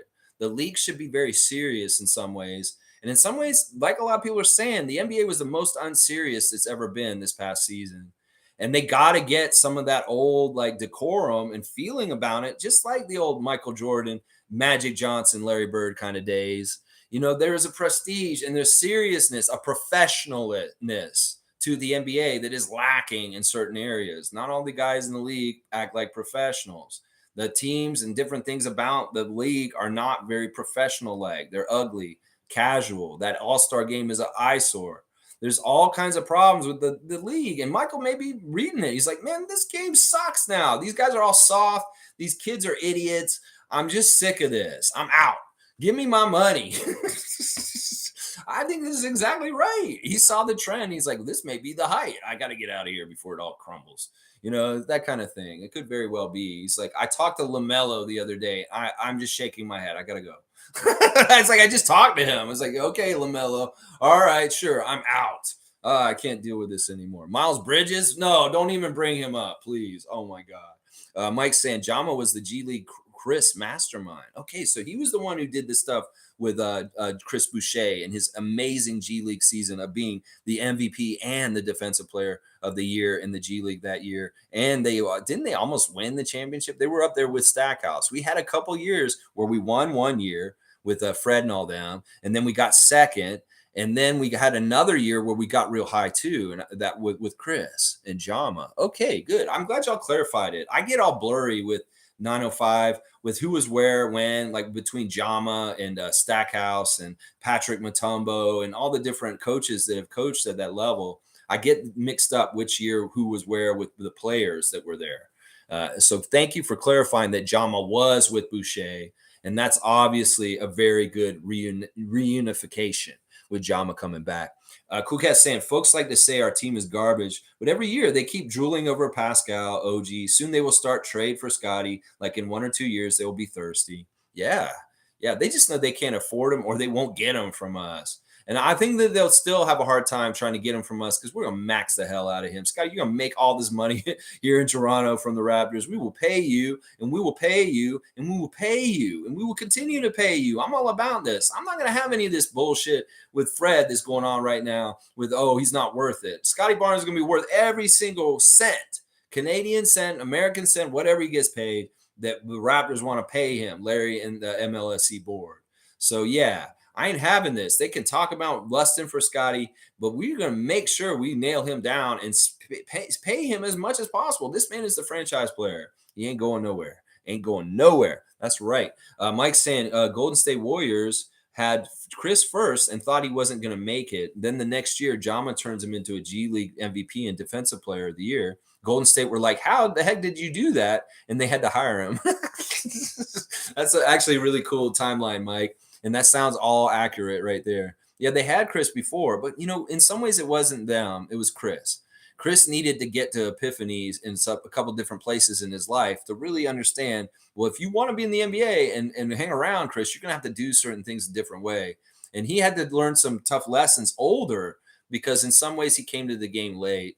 But, in some ways, you're exactly right. Jama did unlock him, and Golden State had to go and investigate how. So Steve was like, I need this guy. He did something with Boucher that we didn't, and I want to know why. I think that's exactly right. It may very be centered around Boucher why Golden State was like interested in getting him. Mike's also saying Simmons, Murray, Siakam were number twos to FM Finals MVPs or MVPs. Simmons and Embiid were the two that were top three picks. The rest, Kawhi, Siakam, Jokic, Murray, weren't drafted in the top five. The process failed. Yeah, I mean, look at Simmons. He's such a joke. Australia wants to know if he's going to come and play for them right now. I wouldn't hold your breath, Australia. This guy won't even come play for his NBA team. You think he's going to come play for your national team? Yeah, he ain't coming to play for you. If he does, I'll eat my words. But yeah, it is. Philadelphia, in some ways, seriously, the front office is a joke. And the Philly fans will tell you that that's the damn truth. Cool Cat saying, breaking news, Woj, John Morant's getting suspended for 25 games for the 2023-2024 season. Thank you for the breaking news, Cool Cat. I always love getting breaking news on the stream. If y'all see something that's going on, let me know for sure. You get a live reaction. All right, here's my reaction to that. That is low, that number. I was fully expecting him to get at least 40 games, but only 25. That's kind of reasonable. Now, does that hurt him from getting any postseason awards? What is the threshold? It's 65 games to win any postseason awards now with the new CBA. Well, let's see. 25 minus 82. I don't think he's going to be able to win any postseason awards this year because of this ruling. That's tough. He'll get to play a good chunk of the season at least, but he will not be in contention for any of the postseason awards because he will not play 65 games this season, missing 25. I think that he got off lightly in some ways. I'm glad it's not a huge, crazy thing like the whole season. There was some speculation he could get suspended for the whole entire year this coming up. So some people said, oh, it's probably going to be half the year. Well, this is even less than that. So in some ways, that's good. He got a lighter penalty than some people speculated. But still, in some ways, a lot of people, they're freedom kind of people, like he shouldn't be suspended at all anyway. Yeah, this is a weird situation. I won't touch it in too many ways politically because in some ways there is a freedom to express yourselves outside of your work that is kind of messed up here. But also, I'm very anti-gun culture. And I'm very, very anti just being irresponsible with flashing guns and showing them off as a role model. So there's a lot at work here. I commend Commissioner Silver for coming down on him and giving him 25 games. It could have been heavier, and in some ways that may not have been good. I think this is a good number. It's a good number. 25 is pretty good. Denell saying, looking forward to game 25 tonight. Lakers in 16. Yeah, y'all. I heard that the Lakers are still able to win the NBA championship in 2023, and they're only like one win away. So Lakers in 15 or 16, as Denell saying, yeah, I heard that on ESPN. That's the only place I heard that, though. Monique saying, W stream Lex all around. Keep at it. Good times are officially here. Go Raptors. Pumped as ever. Monique is very, very pumped about the news yesterday with Jama.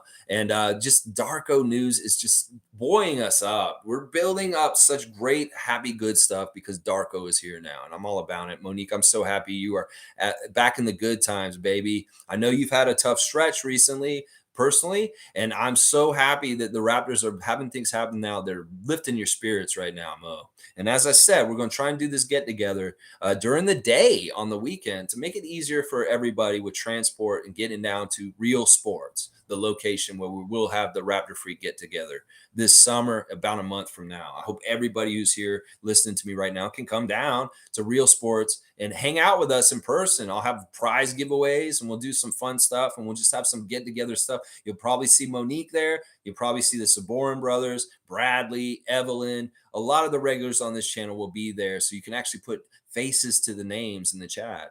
We did one last summer. It was so much fun. I gave away a whole bunch of old basketball cards, like old Skybox and Hoops cards from the 90s. And maybe I'll bring some of them again this time and give out some more basketball cards this year also. So if you come down there are prizes. Seriously, there will be prizes. I think somebody got a Bargnani rookie last year when we were at the thing. Isaac sent us some Bargnani cards and we gave them out to people. There's all kinds of good stuff we gave out last time. Let's keep going. Blackhawk saying Silver making an example of Ja, but he really needs to fix the Zion issue. Well, how do you fix Zion? I mean, what he's doing is just kind of eating too much and maybe getting with the wrong women. I mean, seriously, once again, these are human beings. And in any kind of job, are you telling people how to live their lives? there is a little bit of that pisses me off about pro sports with the pro sports athletes. In some ways, they have extra rules that ordinary people don't have to live by, partly because of their situation. So I don't know. How do you fix them? You get him a nutritionist. Maybe you put a chastity belt around his waist. Yeah, put him in a little box. You can't get hard or anything. And then no, you can't do it, Zion. I'm sorry. It's for your own good. No, says some crazy stuff. Fiercely saying Ja is lucky. I would have thought he'd be suspended for the whole season or something. Just wish he will really turn things around, learns his lesson, and keeps a good entourage. Yes, yes, and yes. I've heard recently that Lil Wayne has reached out to Ja Morant through Skip Bayless. I know these names. And Lil Wayne is wanting to help him and mentor him and get him some help with his, what he's doing right now. But they did not return his call. Listen, Ja, if Lil Wayne is ready to help you get ungangstered or do whatever, you need to go take that call from Lil Wayne and go talk to Weezy. He's gonna help you fix your life. Like, I'm serious. If Lil Wayne can't get through to Ja Morant, he's a hopeless cause. I'm just gonna say that right now. You got Lil Wayne who's willing to come and help you, counsel you to get back on track, Ja Morant. You better take that call. Stop ignoring it, because Weezy will help you. Trust me. He will help you. You need to listen to Lil Wayne. Seriously, go listen to Lil Wayne. Guardian Transit's here. Good to see Guardian Transit. Great Raptor Freak Guardian Transit. Joel in trouble with anti-flopping rule. Yeah, this year's not going to be fun for Joel. He may be all smiles and he may be the reigning MVP, quote unquote. But next year's not gonna be fun for him. First of all, he's got a terrorist head coach now that may be a terrorist to his knee. His knee may very much become a hostage in this year's Sixers edition. That Nick Nurse is running Joel's knee ragged, and it's I don't wish any hurt on anybody, but I just know how things work. You put these things in this environment, and this is what this reaction happens. You put nitro with glycerin. Well, you put Joel's knee with Nick Nurse's scheme, and same kind of thing. So I'm really expecting a horrible, hellish year for our big friend Joel Embiid this year. Whether it's whatever happens with Harden, the question marks of James Harden are just always going to be a problem, whether he's there or not. Nick Nurse, oh yeah, that's going to be a problem. And then, of course, the anti-flopping rule. It's going to be really hard for Joel. He just learned that move. He likes it. James just taught it to him. He wants to do the flop. Let him flop. Well, you're not going to do the flop anymore, Joel. They made a rule against you specifically. You, just like they did Trae Young a couple years ago. They made a Trae Young, James Harden rule about kicking your foot out on a three to try and get a foul. Well, this is an anti-Joel Embiid rule, and I love it.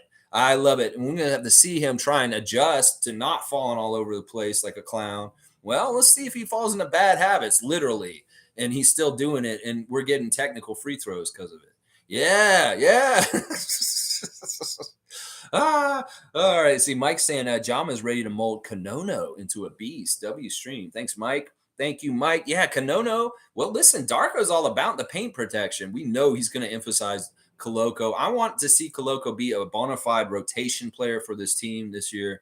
I want to see him get regular minutes every single game. I want to see him get at least 10 minutes every single game. I want to see him hide his deficiencies and really play up his strengths. And we know he is one of the best paint protectors for our team.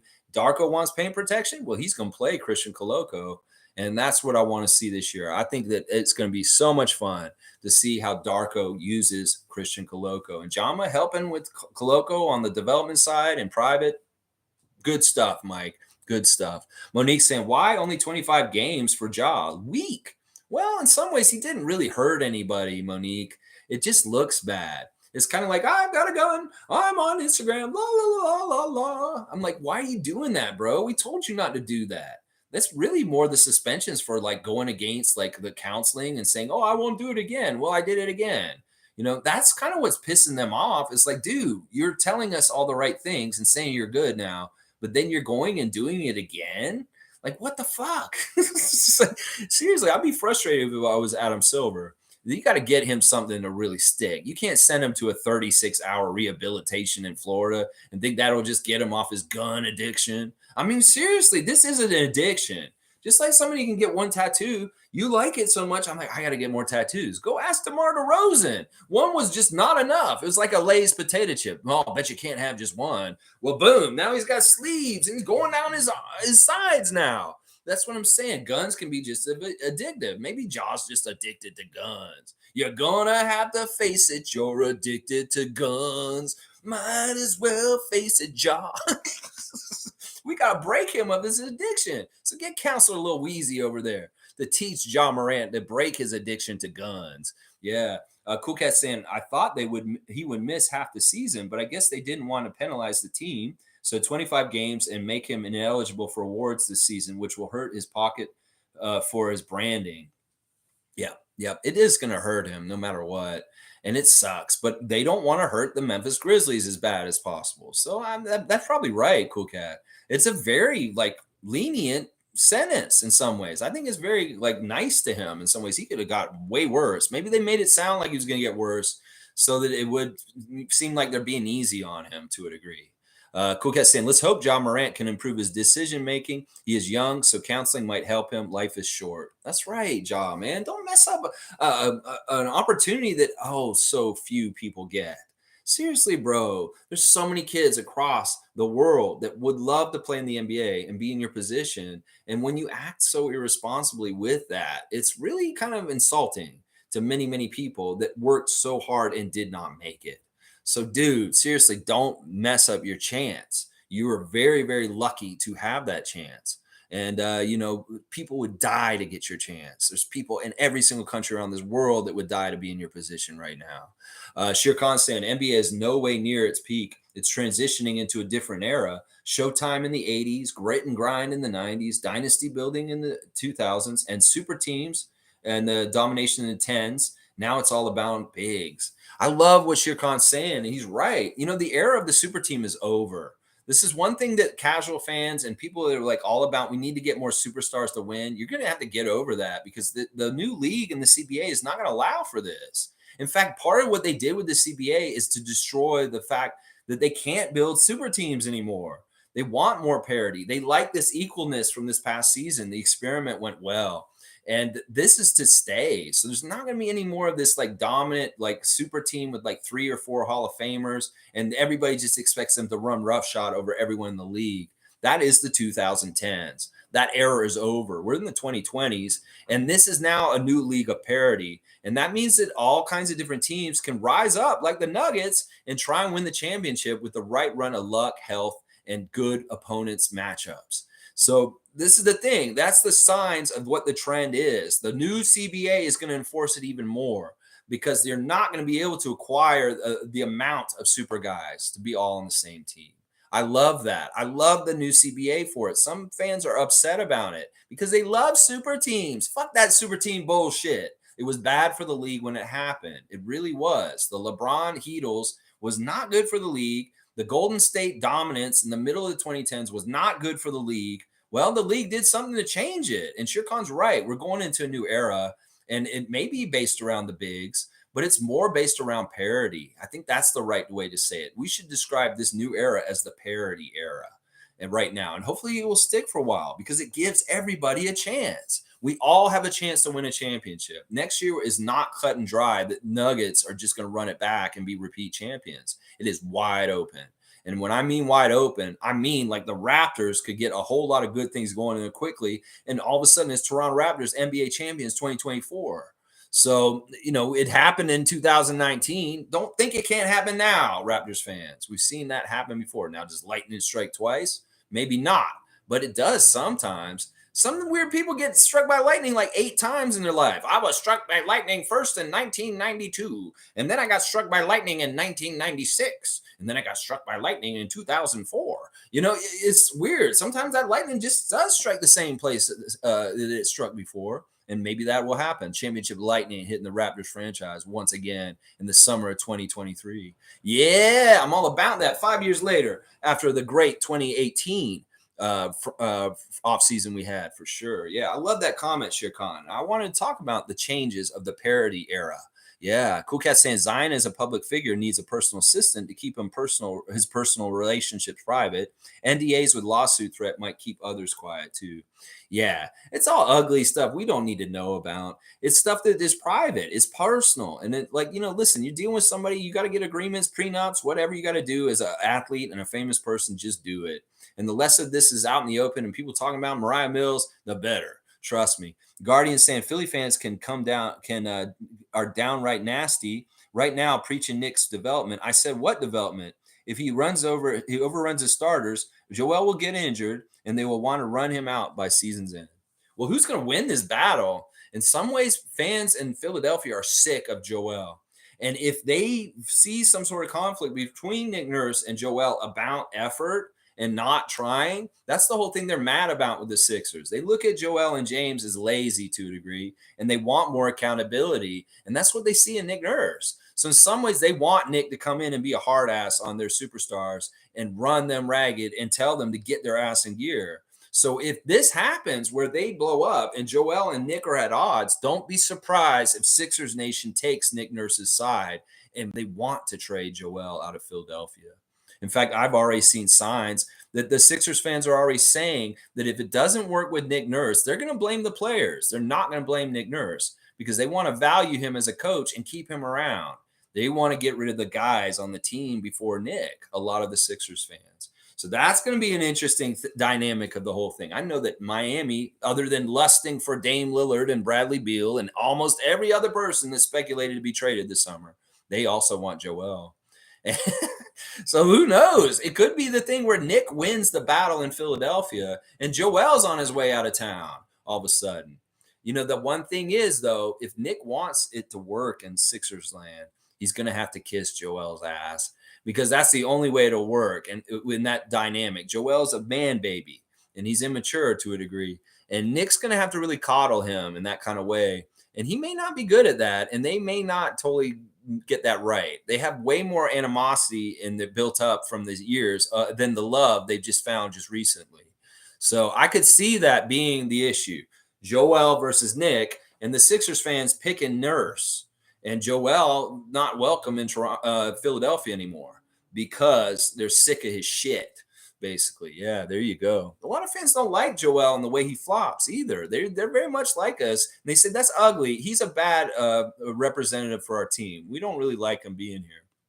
So don't be surprised if that happens. All right, let me wrap it up. It's right at 2 hours. I appreciate everybody here. Congratulations to the Denver Nuggets on their championship and their championship parade. So much fun stuff I was seeing yesterday on the Twitter feed of them being just having fun, man. They looked like they had so much fun, and these guys really enjoyed winning that championship. They deserved it. So proud of them. Really happy to hear the news yesterday of Jama coming back to be an assistant coach under Darko this season coming up, along with a new acquisition of Pat Delaney from the Wizards. These are great young coaches we're bringing in to work with Darko, and this is a good first setting the tone for what his staff is going to look like. Jama returning is such a huge thing. So many great Raptor freaks are so happy about Jama returning, and we will share the love for Jama tomorrow on this channel. Saturday, Share the Love Club, Jama Mahalea, so be ready for that. All right, y'all, check your WNBA lineups. David's got me on the ropes right now. Woo, David, you were kicking my butt this week. I'm having a hard time, but I still got time to try and make something out of it. Check your WNBA fantasy teams if you have one and set up your lineup for today. All right, y'all, thanks for watching me. Please like, comment, subscribe, and share. I appreciate your support here at the Raptors Freak channel. You guys are awesome. You're a huge part of this channel. This channel is nothing without y'all, and I'm looking forward to our meet and greet next month. We'll get the deets exactly nailed down. If you guys have any preference exactly about when or what time of the week, what days you're available, then let me know, because the more I can try and fit it for everybody to be able to be there, the better. So we will try and make it so everybody can get there. So just message me on a comment or something like that if you guys have any ideas about when you'd like to do it. Real Sports will be the venue, though, just so you know. We'll be down there at Real Sports near the arena for that one. All right, guys, thanks for watching, and let's go Raptors.